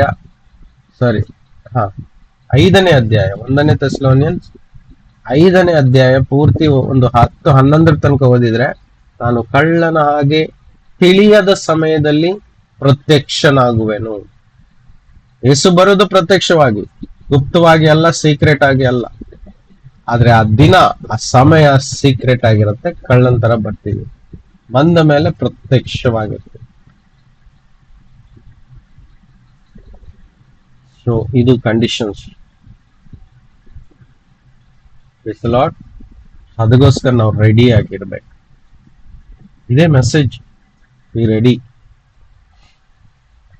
ಇದನ್ನ ನಾವು ಕಲ್ತಿದ್ದೇವೆ ಆಲ್ರೆಡಿ, ಆದ್ರೂ ಸ್ವಲ್ಪ ಮಟ್ಟಿಗೆ ಪುನಃ ನೋಡಿಕೊಳ್ಳುವ. ಆ ದಿನದಲ್ಲಿ ಏನ್ ನಡೀತದೆ, ಯಾವ ರೀತಿ ಸಡನ್ ಡಿಸ್ಟ್ರಕ್ಷನ್ ಬರ್ತದೆ, ಯಾವ ರೀತಿ ಸಡನ್ ಆಗಿ ನಾಶನಗಳು ಉಂಟಾಗ್ತದೆ, ಯಾವ ರೀತಿ ನೋವನ ಕಾಲದಲ್ಲಿ ಇದ್ದಂತ ಎಲ್ಲಾ ಜನರನ್ನು ಕೊಚ್ಚಿಕೊಂಡು ಹೋಯ್ತು, ನಾಶನ ಮಾಡಿತು, ಯಾವ ರೀತಿ ಬೆಂಕಿ ಬಿದ್ದು ಎಲ್ಲರನ್ನು ಸಾಯಿಸ್ಬಿಡ್ತು, ಸುಟ್ಟು ಬಿಡ್ತು, ಎಲ್ಲರೂ ಕೊಚ್ಚಿಕೊಂಡು ಹೋದರು. ಅದೇ ರೀತಿ ಮನುಷ್ಯ ಕುಮಾರನು ಬರುವ ಸಮಯದಲ್ಲಿ ನಡೆಯುವುದು ಎಂಬುದಾಗಿ. ಇವಾಗ ನೋಡುವ, ವಾಕ್ಯವನ್ನು ಓದುವ. ಇದರಲ್ಲಿ ಒಬ್ಬನು ತೆಗೆದುಕೊಳ್ಳಲ್ಪಡುವನು, ಒಬ್ಬನು ಬಿಡಲ್ಪಡುವನು ಎಂಬುದಾಗಿ ಬರೆದಿದೆ. ನೋವನ ಕಾಲದಲ್ಲಿ ಬಿಡಲ್ಪಟ್ಟವರು ಲೆಫ್ಟ್ ಬಿಹೈಂಡ್ ಯಾರು, ಮತ್ತು ತೆಗೆದುಕೊಳ್ಳಲ್ಪಟ್ಟವರು ಯಾರು? ಯಾರಾದ್ರೂ ಹೇಳ್ಬೋದಾ? ಹೊಸಬ್ರು ಪ್ರಯತ್ನ ಮಾಡಿ. ಆಲ್ರೆಡಿ ಉತ್ತರ ಕೊಟ್ಟಿದ್ರು, ಪುನಃ ಕೇಳ್ತಾ ಇದ್ದೇನೆ ಅದೇ ಉತ್ತರವನ್ನು. ಹೇಳಿ master. Noah's family. Left hand. And in Lot's time? Lot and he has his two daughters. Yeah, very good answer. ಅಂತ ಹೇಳಿದ್ರು, ನೋಹನ ಕಾಲದಲ್ಲಿ ನೋಹ ಮತ್ತು ಆತನ ಕುಟುಂಬ ಅಲ್ಲಿ ಬಿಡಲ್ಪಟ್ಟಿತ್ತು, ಬಾಕಿ ಎಲ್ಲರೂ ಕೊಚ್ಚಿಕೊಂಡು ಹೋದ್ರು ನೀರಲ್ಲಿ. ಅದೇ ರೀತಿ ಲೋಟನ ಸಮಯದಲ್ಲಿ ಲೋಟ ಮತ್ತು ಇಬ್ಬರು ಮಗಳು ಅಲ್ಲೇ ಇದ್ರು ಭೂಮಿಯಲ್ಲಿ, ಬಾಕಿ ಎಲ್ಲರೂ ಸುಟ್ಟು ಹೋಗಿ ಭಸ್ಮ ಆಗಿ ಹೋಗ್ಬಿಟ್ರು ಭೂಮಿಯಿಂದ. ಅವ್ರ ಆತ್ಮವು ಹೋಯ್ತು ಅಲ್ಲಿಂದ. ರೈಟ್? ಎಲ್ಲಿಗೆ ಹೋಯ್ತು? ನೋವನ ಕಾಲದಲ್ಲಿಯೂ ಮತ್ತು ಲೋಟನ ಕಾಲದಲ್ಲಿಯೂ ಸತ್ತು ಹೋದವರು ಎಲ್ಲಿಗೆ ಹೋದ್ರು? ಯಾರಿಗಾದ್ರೂ ಗೊತ್ತಾಗ್ತದ? ಇದು ಹೊಸ ಪ್ರಶ್ನೆ. ಎಲ್ಲಿಗೆ ಹೋದ್ರು? ಯಾರಾದ್ರೂ ಹೇಳ್ಬೋದಾ? ಈಗ ಎಲ್ಲರೂ ಹೇಳ್ಬೋದು, ಯಾರಾದ್ರೂ ಹೇಳ್ಬೋದು. ಹೇಳಿ ಸಿಸ್ಟರ್. ನರಕಾಗ್ನಿಗೆ, ಎಲ್ಲಿಗೆ? ನರಕಕ್ಕೆ. ನರಕಕ್ಕೆ. Correct, very good. ದುಷ್ಟರ ಆತ್ಮವು ನರಕಕ್ಕೆ ಹೋಗುವುದು, ಬೆಂಕಿಗೆ ಹೋಗುವುದು ಅಂತ ಸ್ವಾಮಿ ಕಲಿಸಿದ್ದಾರೆ. Okay, good. ಹಾಗಾದ್ರೆ ಈ ವಾಕ್ಯವನ್ನು ಓದ್ಕೊಂತ ಹೋಗುವ. ಅಲ್ಲೇ ಲೂಕನ ಸುವಾರ್ತೆ 17ನೇ ಅಧ್ಯಾಯ ಮಧ್ಯೆ ಒಂದು 2-3 ವಾಕ್ಯಗಳಿದ್ದಾವೆ. ಅದು ಈಗ ಓದ್ತಾ ಇದ್ರೆ ಸಮಯ ಇಲ್ಲ, ಅದಕ್ಕೋಸ್ಕರ ನೇರ 34ನೇ ವಾಕ್ಯಕ್ಕೆ ಹೋಗಿ ಓದ್ಲಿಕ್ಕೆ ಇಷ್ಟಪಡ್ತೇನೆ. ಓಕೆ, ಓದಿ 34ನೇ ವಾಕ್ಯ. ಆ ರಾತ್ರಿಯಲ್ಲಿ ಒಂದೇ ಮಂಚದ ಮೇಲೆ ಇಬ್ಬರಿರುವರು, ಒಬ್ಬನು ತೆಗೆದುಕೊಳ್ಳಲ್ಪಡುವನು, ಮತ್ತೊಬ್ಬನು ಬಿಡಲ್ಪಡುವನು. ಆಮೇಲೆ ಒಬ್ಬನು ತೆಗೆದುಕೊಳ್ಳಲ್ಪಡುವನು, ಮತ್ತೊಬ್ಬನು ಬಿಡಲ್ಪಡುವನು. ಹಿಂದಿನ ವಾಕ್ಯ ನಾವು ನೋಡಿದ್ದೆ ಅಲ್ವಾ, 17:33 ತನಕ ನೋಡಿದ್ವಿ. ಏನದು? ತನ್ನ ಪ್ರಾಣವನ್ನು ದೊರಕಿಸಿಕೊಳ್ಳಬೇಕೆಂದಿರುವವನು ಅದನ್ನು ಕಳ್ಕೊಳ್ತಾನೆ, ಪ್ರಾಣವನ್ನು ಕಳ್ಕೊಂಡವನು ಅದನ್ನು ರಕ್ಷಿಸ್ಕೊಳ್ತಾನೆ. ಸರಿ. ಆಮೇಲೆ 34ಕ್ಕೆ ಓದಿದಾಗ ಏನ್ ಬರ್ದಿದೆ? ಆ ರಾತ್ರಿಯಲ್ಲಿ ಒಂದೇ ಮಂಚದ ಮೇಲೆ ಇಬ್ಬರಿರುವರು, ಒಬ್ಬನು ತೆಗೆದುಕೊಳ್ಳಲ್ಪಡುವನು, ಒಬ್ಬನು ಬಿಡಲ್ಪಡುವನು.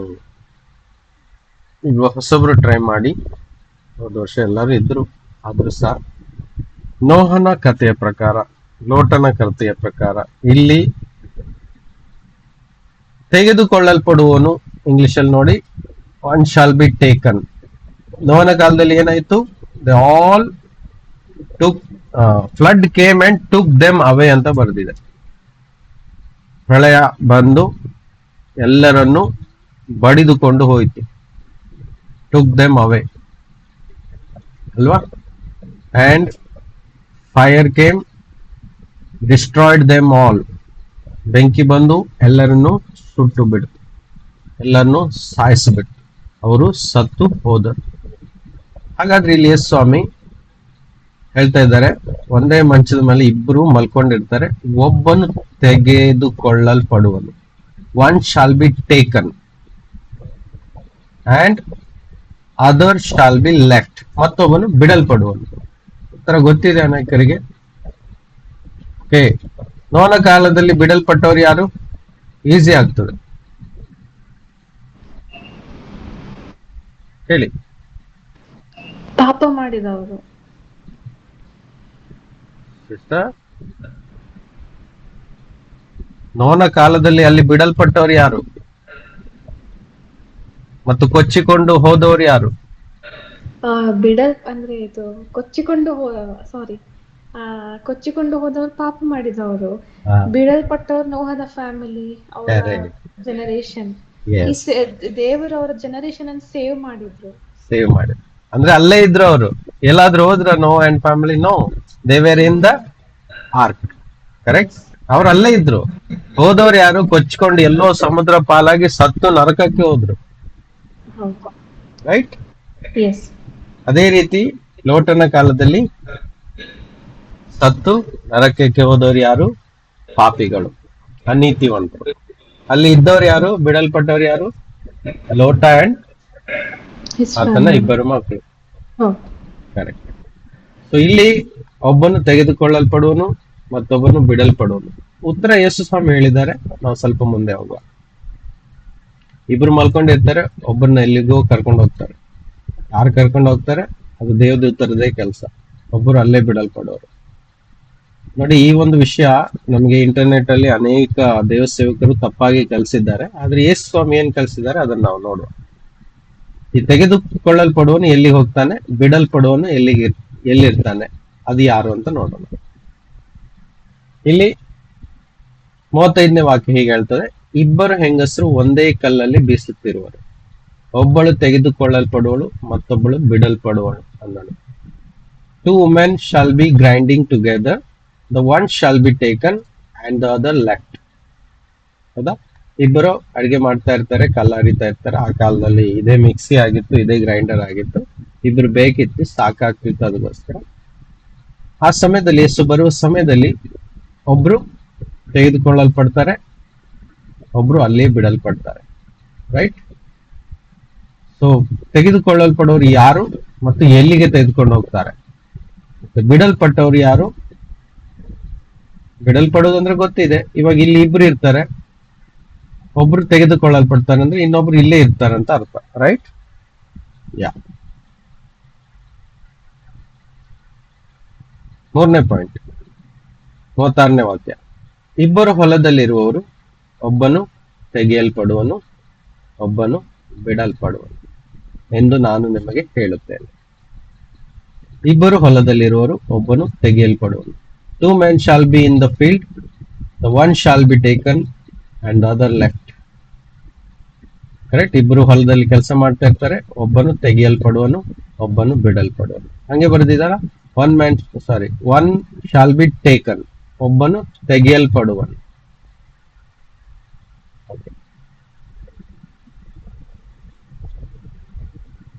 ನೋಡಿ, ಮಾರ್ಕ್ 13:35 ಹೀಗೆ ಹೇಳಿದೆ: ಮನೆ ಯಜಮಾನನು ಸಂಜೆಯಲ್ಲೋ ಸರು ಹೊತ್ತಿನಲ್ಲೋ ಕೋಳಿ ಕೂಗುವಾಗಲೋ ಮುಂಜಾನೆಯಲ್ಲೋ ಯಾವಾಗೋ ಬರುತ್ತಾನೋ ನಿಮಗೆ ಗೊತ್ತಿಲ್ಲದ ಕಾರಣ ಎಚ್ಚರವಾಗಿರಿ. ಹೌದಾ? ಅವನು ಏಕಾಏಕಿ ಬಂದು ನೀವು ನಿದ್ದೆ ಮಾಡುವುದನ್ನು ಕಂಡಾನು. ನಾನು ನಿಮಗೆ ಹೇಳಿದ್ದನ್ನು ಎಲ್ಲರಿಗೂ ಹೇಳುತ್ತೇನೆ, ಎಚ್ಚರವಾಗಿರಿ ಅಂದನು.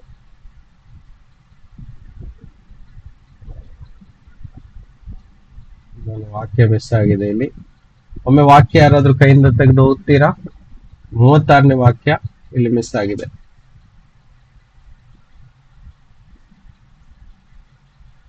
ಲೂಕ 17:37.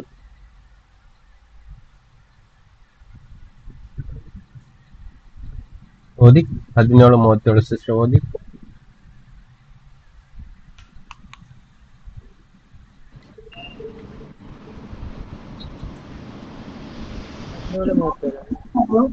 ಸ್ವಾಮಿ, ಅದು ಎಲ್ಲಿ ಆಗುವುದು ಎಂದು ಕೇಳಲು ಆತನು ಅವರಿಗೆ, ಹೆಣ ಎಲ್ಲಿಯೋ ಅಲ್ಲಿಯೇ ಹದ್ದುಗಳು ಕೂಡುವವು ಎಂದು ಉತ್ತರ ಕೊಟ್ಟನು. ಆಮೇಲೆ ನೋಡಿ, ಇಬ್ಬರು ಹೊಲದಲ್ಲಿರುವರು, ಒಬ್ಬನು ತೆಗೆಯಲ್ಪಡುವನು, ಒಬ್ಬನು ಮತ್ತೊಬ್ಬನು ಬಿಡಲ್ಪಡುವನು ಎಂದು ನಾನು ನಿಮಗೆ ಹೇಳುತ್ತೇನೆ. ಇಲ್ಲಿ ಬಿಡಲ್ಪಡುವುದಂದ್ರೆ ಹೊಲದಲ್ಲಿ ಇಬ್ರು ಕೆಲಸ ಮಾಡಿರ್ತಾರೆ. ಅಲ್ಲಿ ಬಿಡಲ್ಪಡುವನ ಎಲ್ಲಿರ್ತಾನೆ ಹೇಳಿ? ಹೊಲದಲ್ಲೇ ಅಲ್ವಾ ಇರೋದು? ಹೌದಾ? ಇಬ್ರು ಗ್ರೈಂಡ್ ಮಾಡ್ತಾ ಇರ್ತಾರೆ, ಒಬ್ಬಳು ಬಿಡಲ್ಪಡ್ತಾಳೆ. ಅವ್ರು ಇರೋದೆಲ್ಲಿ ಹೇಳಿ? ಬಿಡಲ್ಪಡುವುದಂದ್ರೆ ಇಲ್ಲೇ ಅಲ್ವಾ? ಒಬ್ರು ತೆಗೆದುಕೊಳ್ಳಲ್ಪಡ್ತಾರೆ ಅಂತ ಅದೇ ಗೊತ್ತಿಲ್ಲ. ಕ್ವಶನ್ ಯಾವುದು? ತೆಗೆಯಲ್ಪಡೋರು ಯಾರು? ಕರೆಕ್ಟ್ ತಾನೆ? ಇಬ್ರು ಮಲಗಿರ್ತಾರೆ, ಒಬ್ರು ತೆಗೆದುಕೊಳ್ಳಲ್ಪಡ್ತಾರೆ, ಇನ್ನೊಬ್ರು ಬೀಳಲ್ಪಡ್ತಾರೆ ಅಂದ್ರೆ ಮಂಚದ ಮೇಲೆ ಇರ್ತಾರೆ ಅಂತ ಅರ್ಥ ಅಲ್ವಾ? Right or wrong? ಹೌದು. ಎಸ್. ಹಾಗಾದ್ರೆ ಕ್ವಶನ್ ಇವ್ರು ಕೇಳ್ತಾ ಇದಾರೆ, ಎಲ್ಲಿಗೆ ಸ್ವಾಮಿ ಅಂತ ಕೇಳ್ತಾರೆ, ವೇರ್ ಲಾರ್ಡ್ ಅಂತ ಕೇಳ್ತಾರೆ. ಅಂದ್ರೆ ಅರ್ಥ ತೆಗೆಯಲ್ಪಡುವನು ಎಲ್ಲಿಗೆ ಅಂತ ಕೇಳ್ಬೇಕಲ್ವಾ? ತೆಗೆಯಲ್ಪಡುವನು ಎಲ್ಲಿಗೆ ಅಂತ ಕೇಳ್ತಾ ಇದ್ದಾರೆ. ರೈಟ್ ತಾನೆ? ಯಾ ಅವಾಗ ಯೇಸುವಿನ ಉತ್ತರ ಏನು ಸಿಸ್ಟರ್ ಓದಿ? ಎಲ್ಲಿ ಅಂತ ಹೇಳ್ತಾರೆ ನೋಡಿ ಸರ್. ಲಾಸ್ಟ್ ಭಾಗ ಓದಿ. ಈ ಮಾತಿಗೆ ಶಿಷ್ಯರು, ಸ್ವಾಮಿ, ಅದು ಎಲ್ಲಿ ಆಗುವುದು ಎಂದು ಕೇಳಲು ಆತನು ಅವರಿಗೆ, ಹೆಣ ಎಲ್ಲಿಯೋ ಅಲ್ಲಿಯೇ ಹದ್ದುಗಳು ಕೂಡುವು ಎಂದು ಉತ್ತರ ಕೊಟ್ಟನು. ಆಮೇಲೆ ನೋಡಿ, ಅವಾಗ ಶಿಷ್ಯರು ಕೇಳಿದಕ್ಕೆ ಅದು ಎಲ್ಲಿ ಸ್ವಾಮಿ ಅಂತ ಕೇಳ್ತಾರೆ. ಇಂಗ್ಲಿಷ್ ಅಲ್ಲಿ ವೇರ್ ಲಾರ್ಡ್ ಅಂತ ಕೇಳ್ತಾರೆ. ಸ್ವಾಮಿ ಹೇಳ್ತಾರೆ, ಎಲ್ಲಿ ಶವಗಳು ಬಿದ್ದಿರುತ್ತವೋ ಅಲ್ಲಿ ಅವರು ತೆಗೆಯಲ್ಪಡುವರು, ಅಲ್ಲಿ ತೆಗೆದುಕೊಂಡು ಹೋಗಲ್ಪಡುವರು. They all will be taken to destroy. ಹೌದಾ? Flood came and took them all away to destroy, to kill. ಹಾಗಾದ್ರೆ ಇಲ್ಲಿ ತೆಗೆಯಲ್ಪಡುವನು ನಾಶವಾಗ್ಲಿಕ್ಕೆ ಹೋಗ್ತಾರೆ, ಬಿಡಲ್ಪಡುವವನು ಅಲ್ಲಿ ಆಮೇಲೆ ದೇವದೂತರವನ್ನೆಲ್ಲ ಒಟ್ಟುಗೂಡಿಸಿ ಮಧ್ಯ ಆಕಾಶದಲ್ಲಿ ಕರ್ತನನ್ನು ಭೇಟಿ ಆಗ್ಲಿಕ್ಕೆ ಕೊಂಡು ಹೋಗ್ತಾರೆ. ಅದನ್ನೇ ಮುಂದೆ ನೋಡ್ತಾ ಹೋಗೋಣ. Praise the lord. Amen. Amen. Amen. ಯಾ ಆಮೇಲೆ ಪ್ರೈಸ್ ದಿ ಲಾರ್ಡ್.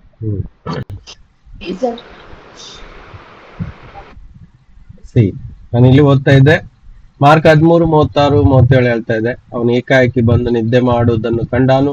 ನಾನು ನಿಮಗೆ ಹೇಳಿದ್ದನ್ನು ಎಲ್ಲರಿಗೂ ಹೇಳುತ್ತೇನೆ, ಎಚ್ಚರವಾಗಿರಿ. ನೋಡಿ, ಎಚ್ಚರಕ್ಕೆ ಮಾತು ಹೇಳ್ತಾ ಇದ್ದಾರೆ. ನೋಡಿ, ಒಂದಾಗಿ ಕೂಡಿಸುವಂಥದ್ದು, ಒಂದು ಸಾರ್ವತ್ರಿಕ ಸಭೆ ಬಗ್ಗೆ ಇಲ್ಲಿ ಮಾತಾಡ್ತಿದೆ ವಾಕ್ಯ. ಇಬ್ರಿಯ 12:23 ಹೇಳ್ತದೆ, ಪರಲೋಕದಲ್ಲಿ ಹೆಸರು ಬರೆಸಿಕೊಂಡಿರುವ ಸಾರ್ವತ್ರಿಕ ಸಂಘ ಅಥವಾ ಸಭೆ, ಜನರಲ್ ಅಸೆಂಬ್ಲಿ ಅಂತ ಹೇಳಲ್ಪಟ್ಟಿದೆ. ಹಾಗಾದ್ರೆ ಬಿಡಲ್ಪಡುವರಾದ ವಿಶ್ವಾಸಿಗಳು ಯಾರೆಂದು ನೋಡಿದಾಗ ಇಡೀ ಲೋಕದಿಂದ ಒಂದು ಸಾರ್ವತ್ರಿಕ ಸಭೆ ಅಥವಾ ಜನರಲ್ ಸಭೆ.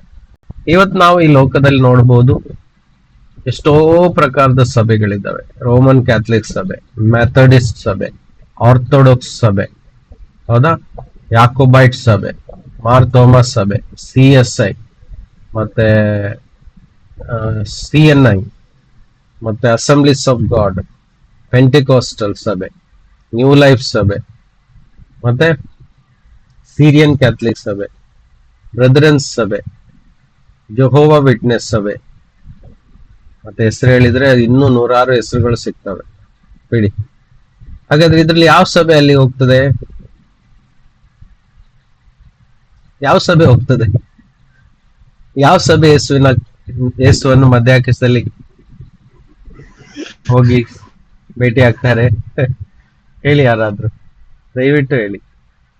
ಹೊಸಬ್ರು ಟ್ರೈ ಮಾಡಿ. ಯಾವ ಸಭೆ ಕ್ರಿಸ್ತನನ್ನು ಹೋಗಿ ಭೇಟಿ ಆಗ್ತದೆ ಮಧ್ಯ ಆಕಾಶದಲ್ಲಿ? ಇಲ್ಲಿ ಒಂದು ಸಭೆ ಬಗ್ಗೆ ಹೆಸರು ಬರೆದಿದೆ, ಜನರಲ್ ಸಭೆ ಅಂತ. ಅದೇ ಕಾಮನ್ ಆದಂತ ಒಂದು ಸಭೆ, ಜನರಲ್ ಅಸೆಂಬ್ಲಿ. ವಿಶ್ವಾಸಿಗಳು ಅಲ್ಲ, ಪೆಂಟಿಕೋಸ್ಟ್ ಸಭೆ ಮಾತ್ರ ಹೋಗ್ತದೆ. ಇನ್ಯಾರು ಹೇಳಿದ್ರು, ಇಲ್ಲ ಬ್ರದರ್, ನಮ್ಮದು ಮಾತ್ರ ಹೋಗ್ತದೆ. ಯಾವುದು? ಅದು ಮೆಥೋಡಿಸ್ಟ್ ಸಭೆ ಮಾತ್ರ ಹೋಗ್ತದೆ. ಇನ್ನೊಬ್ರು ಹೇಳಿದ್ರು, ಇಲ್ಲ, ಪ್ರೊಟೆಸ್ಟೆಂಟ್ ಚರ್ಚ್ ಮಾತ್ರ ಹೋಗ್ತದೆ. ಇಲ್ಲ, ಇನ್ನು ಕೆಲವರು ಹೇಳಿದ್ರು, ಇಲ್ಲ, AG, assemblies of god church ಮಾತ್ರ ಹೋಗ್ತದೆ. ನಾರ್ತ್ ಇಂಡಿಯಾದವರು ಹೇಳಿದ್ರು, ಇಲ್ಲ, CNI ಅವರು ಮಾತ್ರ ಹೋಗ್ತಾರೆ, ಬೇರೆ ಯಾರು ಹೋಗಲ್ಲ. ಸೌತ್ ಇಂಡಿಯಾದವರು ಹೇಳ್ತಾರೆ, ಇಲ್ಲ, CSI ಅವರು ಮಾತ್ರ ಹೋಗ್ತಾರೆ. ಇನ್ನು ಕೆಲವರು ಹೇಳ್ತಾರೆ, ಕ್ಯಾಥಲಿಕ್ಸ್ಗಳು, ಇಲ್ಲ, ನಾವು ಮಾತ್ರ ಹೋಗೋದು, ದೊಡ್ಡ ನಾವು ಇಡೀ ಪ್ರಪಂಚದಲ್ಲಿದ್ದೇವೆ. ಅದ್ರ ಜೊತೆ ಅವರ ತಮ್ಮ ಒಬ್ಬರೇ ಇದ್ದಾರೆ, ಆರ್ಥೋಡಾಕ್ಸ್. ಅವರು ಸಹ ದೊಡ್ಡ ಮಟ್ಟಿಗೆ ಇದ್ದಾರೆ. ಮೂರನೇ ಅವರು ಒಂದು ದೊಡ್ಡ ಸಂಘ ಇದೆ, ಪೆಂಟಿಕೋಸ್ಟಲ್, IPC, ಇಂಡಿಯನ್ ಪೆಂಟಿಕೋಸ್ಟಲ್ ಚರ್ಚ್ ಅಂತ ವರ್ಲ್ಡ್ ವೈಡ್ ಇದೆ. ಪೆಂಟಿಕೋಸ್ಟಲ್ ಚರ್ಚ್ ಅವರು ಸಹ ದೊಡ್ಡ ಮಟ್ಟದಲ್ಲಿ ಅವ್ರು ಹೇಳ್ತಾರೆ ಇಲ್ಲ ನಾವು ಮಾತ್ರ ಹೋಗುದು.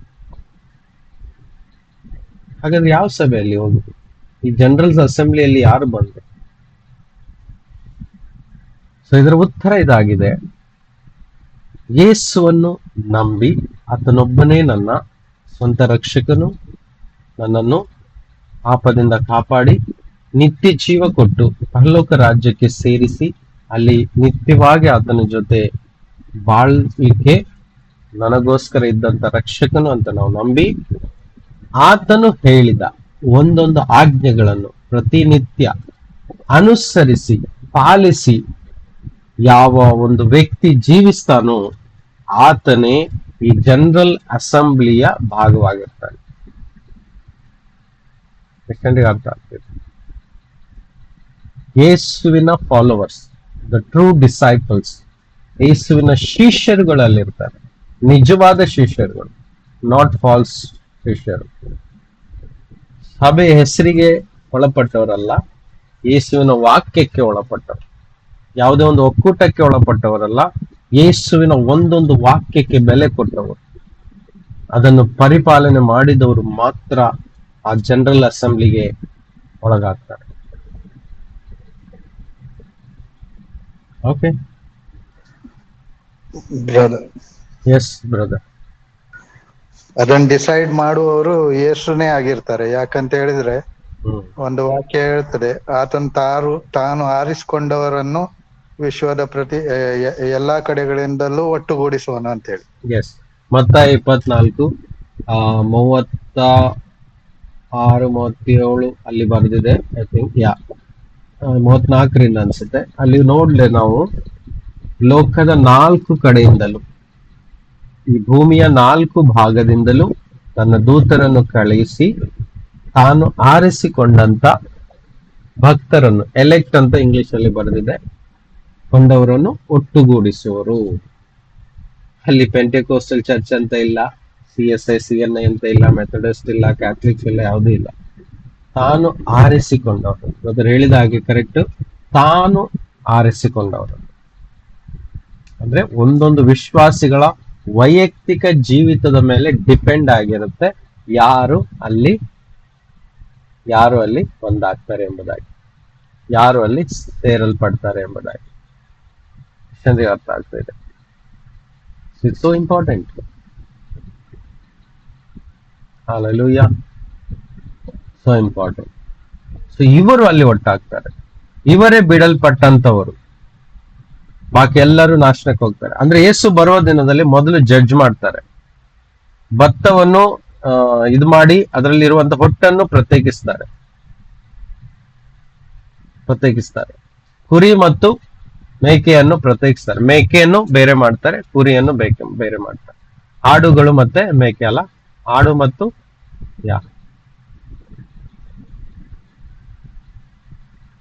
ಸೊ ಈ ರೀತಿ ಪ್ರತ್ಯೇಕಿಸಿ ತಾನು ಆರಿಸಿಕೊಂಡವರನ್ನು ತನ್ನ ಬುಟ್ಟಿಯೊಳಗೆ, ಅದೇ ನೋಡಿ, ಮೀನುಗಳು ಹಿಡಿದಾಗ ಅದರಲ್ಲಿ ಒಳ್ಳೆ ಮೀನುಗಳನ್ನು ಬುಟ್ಟಿಗೆ ಹಾಕ್ತಾರೆ, ಕೆಟ್ಟ ಮೀನನ್ನು ಏನ್ ಮಾಡ್ತಾರೆ? ಬಿಸಾಕ್ತಾರೆ. ದೇ ಥ್ರೂ ದೆಮ್ ಅವೇ, ಬೆಂಕಿಗೆ. ರೈಟ್? ಅದೇ ಇಲ್ಲಿ ಒಂದು ವಾಕ್ಯ, 1 ಯೋಹಾನ 3:3, ಯಾಕೆಂದ್ರೆ ಆತನಿರುವ ಪ್ರಕಾರವೇ ಆತನನ್ನು ನೋಡುವೆವು, ಆತನ ಮೇಲೆ ಈ ನಿರೀಕ್ಷೆಯನ್ನು ಇಟ್ಟಿರುವ ಪ್ರತಿಯೊಬ್ಬರು ಕ್ರಿಸ್ತನು ಶುದ್ಧನಾಗಿರುವಂತೆ ತನ್ನನ್ನು ಶುದ್ಧ ಮಾಡಿಕೊಳ್ಳುತ್ತಾನೆ. ಆಮೇಲೆ ಸೊ ನಾವೆಲ್ಲರೂ ಶುದ್ಧವಾಗಿರುವುದಾದ್ರೆ, ಎಲ್ಲಿ ನಾವು ಬಿಡಲ್ಪಟ್ಟಿರ್ತೀವೋ, ಅಂದ್ರೆ ಅಲ್ಲಿ ಉಳಿದಿರ್ತೀವೋ, ನೋಹನ ಪ್ರಕಾರ, ಲೋಟನ ಪ್ರಕಾರ,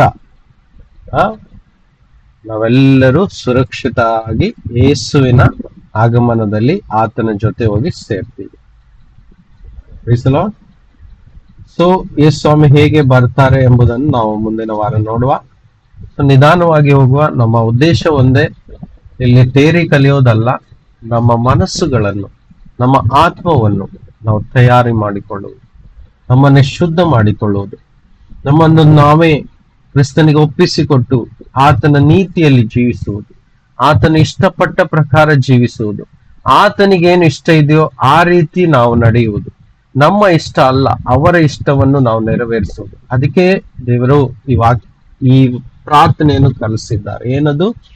ಪರಲೋಕದಲ್ಲಿರುವ ನನ್ನ ತಂದೆ, ಮುಂದೆ ಪರಲೋಕದಲ್ಲಿರುವ ನಮ್ಮ ತಂದೆ, ನಿಮ್ಮ ನಾಮಕ್ಕೆ ಸ್ತೋತ್ರವಾಗಲಿ. ನಿಮ್ಮ ಚಿತ್ತ, ನನ್ನ ಚಿತ್ತ ಅಲ್ಲ, ನಿಮ್ಮ ಚಿತ್ತ ಪರಲೋಕದಲ್ಲಿ ಏನಿದೆಯೋ, ನಿನ್ನ ಹೃದಯದಲ್ಲಿ ಏನಿದೆಯೋ ಅದು ಭೂಲೋಕದಲ್ಲಿ, ನನ್ನ ಜೀವನದಲ್ಲಿ, ನನ್ನ ಕುಟುಂಬದಲ್ಲಿ, ನಮ್ಮ ಸಭೆಯಲ್ಲಿ, ನಾನಿರುವಂತ ಊರಲ್ಲಿ, ಪ್ರತ್ಯೇಕವಾಗಿ ನನ್ನ ಜೀವನದಲ್ಲಿ ನಡಿಬೇಕು. ಆಮೇಲೆ ಅವರು ಭೂಮಿಯಲ್ಲಿ ನಡೆಯಲಿ ಅಂತ ಹೇಳಿದ್ದಾರೆ. ಅದೇ ಭೂಮಿಯಲ್ಲಿ ಅಂತ ಹೇಳಿದ್ರೆ ನನ್ನ ವೈಯಕ್ತಿಕ ಜೀವಿತದಿಂದ ಹಿಡಿದು ಪ್ರತಿಯೊಂದು ಕ್ಷೇತ್ರದಲ್ಲಿ ಆತನ ಚಿತ್ತ ನಡಿಬೇಕು. ಅವಾಗ ದೇವರು ಸಂತೋಷ ಪಡ್ತಾರೆ. ಅದಕ್ಕೆ ಇನ್ನೊಂದ್ ಕಡೆ ವಾಕ್ಯ ಹೇಳಿದ್ರೆ, ಆತನ ಚಿತ್ತವನ್ನು ನೆರವೇರಿಸುವವನು ಸದಾಕಾಲ ಬಾಳ್ತಾನೆ ಎಂಬುದಾಗಿ. 1 ಯೋಹಾನ 2:17 ಆತನ ಚಿತ್ತವನ್ನು ನೆರವೇರಿಸುವವನು ಸದಾಕಾಲ ಬಾಳುತ್ತಾನೆ. So this is so important. ನಾವು ಆತನ ಚಿತ್ತವನ್ನು ತಿಳಿತಾ ಇರ್ಬೇಕು. ಆತನ ಚಿತ್ತ ಎಲ್ಲಿದೆ? ಆತನ ವಾಕ್ಯದಲ್ಲಿದೆ. ಏನೇನ್ ಮಾಡ್ಬೇಕು, ಏನೇನ್ ಮಾಡಬಾರ್ದು ಅಂತ ಕ್ಲೀನ್ ಆಗಿ ಹೇಳ್ಕೊಟ್ಬಿಟ್ಟಿದ್ದಾರೆ, ಎಲ್ಲ ಬರ್ದಿಟ್ಟಿದ್ದಾರೆ ನಮಗೋಸ್ಕರ. ನಮ್ಮ ಕೈಯಲ್ಲಿವರಿಗೆ ಬಂದ್ ಸೇರಿದೆ ಅದು. ಅದನ್ನೆಲ್ಲ ಒಂದೊಂದೇ ಕರೆಕ್ಟ್ ಆಗಿ ಪಾಲನೆ ಮಾಡಿದ್ರೆ ನಾವು ಶುದ್ಧರಾಗಿರ್ತೀವಿ. ಕ್ರಿಸ್ತನ ವಾಕ್ಯವು ನಮ್ಮನ್ನು ಶುದ್ಧ ಮಾಡ್ತದೆ. ಯೇಸು ಹೇಳಿದ್ದಾರೆ, ನನ್ನ ವಾಕ್ಯದ ದೆಸೆಯಿಂದ, ನಾನು ಹೇಳಿದ ವಾಕ್ಯದ ದೆಸೆಯಿಂದ ನೀವು ಶುದ್ಧರಾಗಿದ್ದೀರಿ. ಅವಾಗ ಮಾತ್ರ ನಾವು ಆತನಿರುವ ಪ್ರಕಾರವೇ ಆತನನ್ನು ನೋಡ್ಲಿಕ್ಕೆ ಸಾಧ್ಯವಾಗ್ತದೆ. ರೈಟ್? ಎಸ್. ಸೊ ಆತನ ಚಿತ್ತವು ನಮ್ಮೆಲ್ಲರ ಜೀವಿತದಲ್ಲಿ ನೆರವೇರಲಿ. ಆಮೇಲೆ ಸೊ ನಾವು ಬನ್ನಿ ಪ್ರಾರ್ಥನೆ ಮಾಡುವ. ಎಲ್ಲರೂ ಕಣ್ಣುಗಳನ್ನು ಮುಚ್ಚಿಕೊಳ್ಳೋಣ. ಕರ್ತನ ಚಿತ್ತವು ನಮ್ಮೆಲ್ಲರ ಜೀವಿತದಲ್ಲಿ ನೆರವೇರಬೇಕು. ಆತನ ಇರುವ ಹಾಗೆ ನಾವು ಆಗಬೇಕಾದ್ರೆ ಆತನ ಚಿತ್ತ ಒಂದೊಂದಾಗಿ ನಮ್ಮ ಜೀವನದಲ್ಲಿ ನೆರವೇರಿಸಬೇಕು. ನಾವು ಯಾರು ನಾಶನವಾಗಬಾರ್ದು, ನಾವು ಯಾರು ಹಾಳಾಗಬಾರ್ದು, ನಾವು ಯಾರು ಆ ನಾಶನದಲ್ಲಿ ಹೋಗ್ಬಾರ್ದು. ನೋವನ ಕಾಲದಲ್ಲಿ ಅಲ್ಲಿದ್ದಂತ ಅನೇಕ ಜನಾಂಗ ಎಲ್ಲ ಪ್ರತಿಯೊಬ್ರು ಈ ಪ್ರಪಂಚದಿಂದ ಪ್ರಳಯ ಬಂದು ಎಲ್ಲರನ್ನು ಕೊಚ್ಕೊಂಡು ಹೋಯ್ತು, ಬಡಿದುಕೊಂಡು ಹೋಯ್ತು, ಎಲ್ಲರನ್ನು ಡಿಸ್ಟ್ರಾಯ್ ಮಾಡಿಬಿಡ್ತು, ಎಲ್ಲರೂ ಸತ್ತು ಹೋದರು. ಈ ರೀತಿ ಲೋಟನ ಕಾಲದಲ್ಲಿಯೂ ಬೆಂಕಿಯ ಮಳೆ ಬಿದ್ದು ಎಲ್ಲರನ್ನು ಸಾಯಿಸಿ ಎಲ್ಲರೂ ಸತ್ತು ಹೋದರು, ಡಿಸ್ಟ್ರಾಯ್ಡ್. ಆದರೆ ನೋಹ ಮತ್ತು ಆತನ ಕುಟುಂಬ ಅಲ್ಲೇ ಉಳಿದಿದ್ದರು. ಅವರು ಸುರಕ್ಷಿತವಾಗಿ ಆ ನಾವೆಯಲ್ಲಿ ಇದ್ದ ಕಾರಣ ಅವರು ಸುರಕ್ಷಿತವಾಗಿ ನೀರಿಳಿದ ಮೇಲೆ ಅದೇ ಭೂಮಿಯಲ್ಲಿದ್ದು ಅಲ್ಲಿ ಹೊಸ ಒಂದು ಜೀವಿತವನ್ನು ಆರಂಭಿಸಿದರು. ಅದೇ ರೀತಿ ಲೋಟ ಮತ್ತು ಆತನ ಇಬ್ಬರು ಮಗಳು ಆ ಭಾಗದಿಂದ ಬೇರೆ ಪ್ರದೇಶಕ್ಕೆ ಬಂದು ಅದೇ ಭೂಮಿಯ ಮೇಲಿದ್ದು ಅವರು ಹೊಸ ಜೀವಿತವನ್ನು ಆರಂಭಿಸಿದ್ರು. ಅದೇ ರೀತಿ ಯೇಸುವಿನ ಕಾಲದಲ್ಲಿಯೂ ಆಗುತ್ತೆ. ಯೇಸು ಬರುವ ದಿನದಲ್ಲಿ ಮೊದಲು ಅನೀತಿವಂತರನ್ನು, ದುಷ್ಟರನ್ನು, ಪಾಪಿಗಳನ್ನು ಏನ್ ಮಾಡ್ತಾರೆ? ನೀತಿವಂತರ ಮಧ್ಯದಿಂದ ಅವ್ರನ್ನು ತೆಗೆದು ಹಾಕಿ ಅವ್ರನ್ನು ದೂರ ಮಾಡ್ತಾರೆ, ನಾಶ ಮಾಡ್ತಾರೆ, ಅವ್ರನ್ನ ಬೆಂಕಿಗೆ ಎಸಿತಾರೆ. ಹೇಗೆ ಭತ್ತದಲ್ಲಿದ್ದಂತ, ಗೋಧಿಯಲ್ಲಿದ್ದಂತ ಹೊಟ್ಟನ್ನು ತೆಗೆದು ಎಸೆದು ಬೆಂಕಿಗೆ ಹಾಕ್ತಾರೆ, ಅದೇ ರೀತಿ ಯೇಸು ಹೇಳಿದ್ದಾರೆ. ಮತ್ತು ಮೀನು ಹಿಡಿದ ಮೇಲೆ ಅದರಲ್ಲಿರುವಂತ ಕೆಟ್ಟವುಗಳನ್ನು ಅವರು ಒಗೆದು ಬಿಡ್ತಾರೆ, ಅದೇ ರೀತಿ ಕೆಟ್ಟವ್ರನ್ನೆಲ್ಲ ಬೆಂಕಿಗೆ ಒಗೆದು ಬಿಡ್ತಾರೆ. ಅವಾಗ ಅವರ ಶವಗಳೆಲ್ಲ ಅಲ್ಲಿ ಇರ್ತದೆ. ಎಲ್ಲಿ ಶವಗಳು ಇದೆಯೋ ಅಲ್ಲಿ ಹದ್ದುಗಳು ಸೇರು ಎಂಬುದಾಗಿ ಯೇಸು ಹೇಳಿದ್ದಾರೆ. ಅವಾಗ ಉಳಿದಿರುವಂತ ನಾವು, those who are left behind, they all will be together. ಅವರನ್ನು ದೇವದೂತರು ಬಂದು ಒಟ್ಟುಗೂಡಿಸ್ತಾರೆ. Angels will come and gather them. Lord will send them and they will gather his elect and bring them near Jesus. ಯೇಸುವಿನ ಮುಂದೆ ಕೊಂಡು ಬರ್ತಾರೆ. ಅದೇ ಯೇಸುವಿನ ಸಭೆ ಮತ್ತು ಯೇಸುವಿನ ಶುದ್ಧವಾಗಿರುವಂತ ಕನ್ಯಾ ಆತನ ಜೊತೆ ಇರ್ತಾರೆ. ಇನ್ನು ಅವರ ಜೀವನದಲ್ಲಿ ದುಃಖ ಇಲ್ಲ, ಮರಣ ಇಲ್ಲ, ಶಾಪ ಇಲ್ಲ, ರೋಗ ಇಲ್ಲ, ನಾಶ ಇಲ್ಲ, ಏನೂ ಇಲ್ಲ. ನಿತ್ಯಕ್ಕೂ ಅವ್ರ ಜೊತೆ ಬಾಳ್ಲಿಕ್ಕೆ ಹೋಗ್ತಾರೆ. ಇದೇ ನಮಗಿರುವಂತ ದೊಡ್ಡ ನಿರೀಕ್ಷೆ. Price the lord. ಸೊ ಇದಕ್ಕೋಸ್ಕರ ನಾವೆಲ್ಲರೂ ಪ್ರಿಪೇರ್ ಆಗ್ಬೇಕು. ಜೀವನದಲ್ಲಿ ಏನೇ ಮಾಡದೇ ಇದ್ರು ಪರವಾಗಿಲ್ಲ, ವ್ಯಥೆ ಮಾಡಬೇಡಿ. ಕೆಲವರು ಶಿಕ್ಷಣ ಮಾಡಿಲ್ಲ, ಇನ್ಕಂಪ್ಲೀಟ್ ಆಯ್ತು ಅಂತ ವ್ಯಥೆ ಪಡ್ತಾರೆ. ಕೆಲವರು ಸರಿಯಾದ ಜಾಬ್ ಇಲ್ಲ ಅಂತ ವ್ಯಥೆ ಪಡ್ತಾರೆ. ಇನ್ನು ಕೆಲವರು ಮದುವೆ ಆಗ್ಲಿಲ್ಲ ಅಂತ ವ್ಯಥೆ ಪಡ್ತಾರೆ, ಹೌದಾ?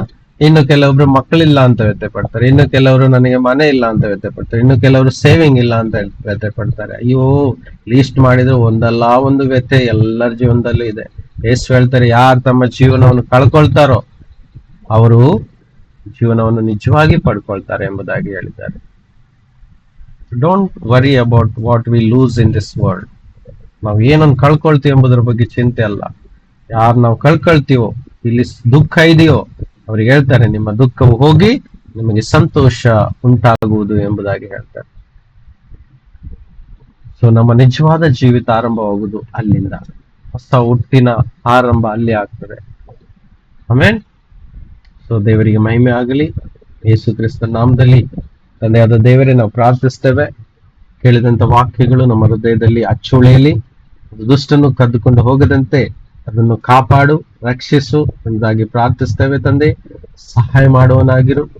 ನಿನ್ನ ಚಿತ್ತವನ್ನು ನೆರವೇರಿಸು ನಮ್ಮ ಜೀವನದಲ್ಲಿ. ಅದರಂತೆ ನಿನ್ನ ಚಿತ್ತವಂತೆ ನಡೆಯಲು ನಮ್ಮೆಲ್ಲರಿಗೂ ಸಹಾಯ ಮಾಡು, ಶಕ್ತಿ ಕೊಡು. ಶೋಧನೆಗಳಿಂದ ತಪ್ಪಿಸಿ ಕಾಪಾಡು. ನೀನು ಬರುವ ತನಕ ನಮ್ಮ ಜೀವಿತವನ್ನು ಪರಿಶುದ್ಧವಾಗಿ ಇಟ್ಕೊಳ್ಳಿಕ್ಕೆ ನಮಗೆ ಬಲ ಕೊಡು ಸ್ವಾಮಿ ಎಂದು ಪ್ರಾರ್ಥಿಸ್ತೇವೆ. ಆದಷ್ಟು ನಿನ್ನ ಸೇವೆ ಮಾಡುತ್ತಾ, ಚಿಕ್ಕದೋ ದೊಡ್ಡದೋ ಸ್ವಾಮಿ, ದಿನಾಲು ನಿನ್ನ ಸೇವೆ ಮಾಡುವ ಕೃಪೆ ಕೊಡು. ಮಾಡುತ್ತಾ ಪರಲೋಕದಲ್ಲಿ ನಿತ್ಯ ಭಾಗ್ಯದಲ್ಲಿ ನಮಗೋಸ್ಕರ ಏನಾದ್ರೂ ಒಂದು ಫಲವನ್ನು, ರಿವಾರ್ಡ್ ಅನ್ನು ಪಡ್ಕೊಳ್ಳಿಕ್ಕೆ ನಾವು ದುಡಿಬೇಕು. ಆ ದುಡಿಲಿಕ್ಕೆ ಬೇಕಾಗುವಂತ ಒಂದು ಕೃಪೆ ನಮಗೆ ಎಲ್ರಿಗೂ ಕೊಡುವಂತ ನಾವೆಲ್ಲರೂ ಸೇರಿ ಪ್ರಾರ್ಥನೆ ಮಾಡುತ್ತಾ ಈ ಸಮಯವನ್ನು ನಿಮ್ಮ ಕೈಲಿ ಒಪ್ಪಿಸ್ತೇವೆ. ತಂದೆ, ನಿನ್ನ ಚಿತ್ತವು ನಮ್ಮ ಜೀವನದಲ್ಲಿ ನೆರವೇರಲಿ. ಯೇಸು ಕ್ರಿಸ್ತನ ನಾಮದಲ್ಲಿ ಪ್ರಾರ್ಥಿಸುವರಾಗಿದ್ದೇವೆ. ಆಮೇನ್. ಯಾರು ದಯವಿಟ್ಟು ಹೋಗ್ಬೇಡಿ. ಪ್ರಾರ್ಥನೆಗಳನ್ನು ಮಾಡಿಕೊಂಡೇ ಸಭೆಯನ್ನು ನಿಲ್ಲಿಸುವ ದೇವರಿಗೆ ಕೊಡುವಂತ ಗೌರವವಾಗಿದೆ. ಎಮರ್ಜೆನ್ಸಿ ಇದ್ದವರು ನಿಲ್ಲಿಸಬಹುದು. ಕಂಟಿನ್ಯೂ ಮಾಡಿ.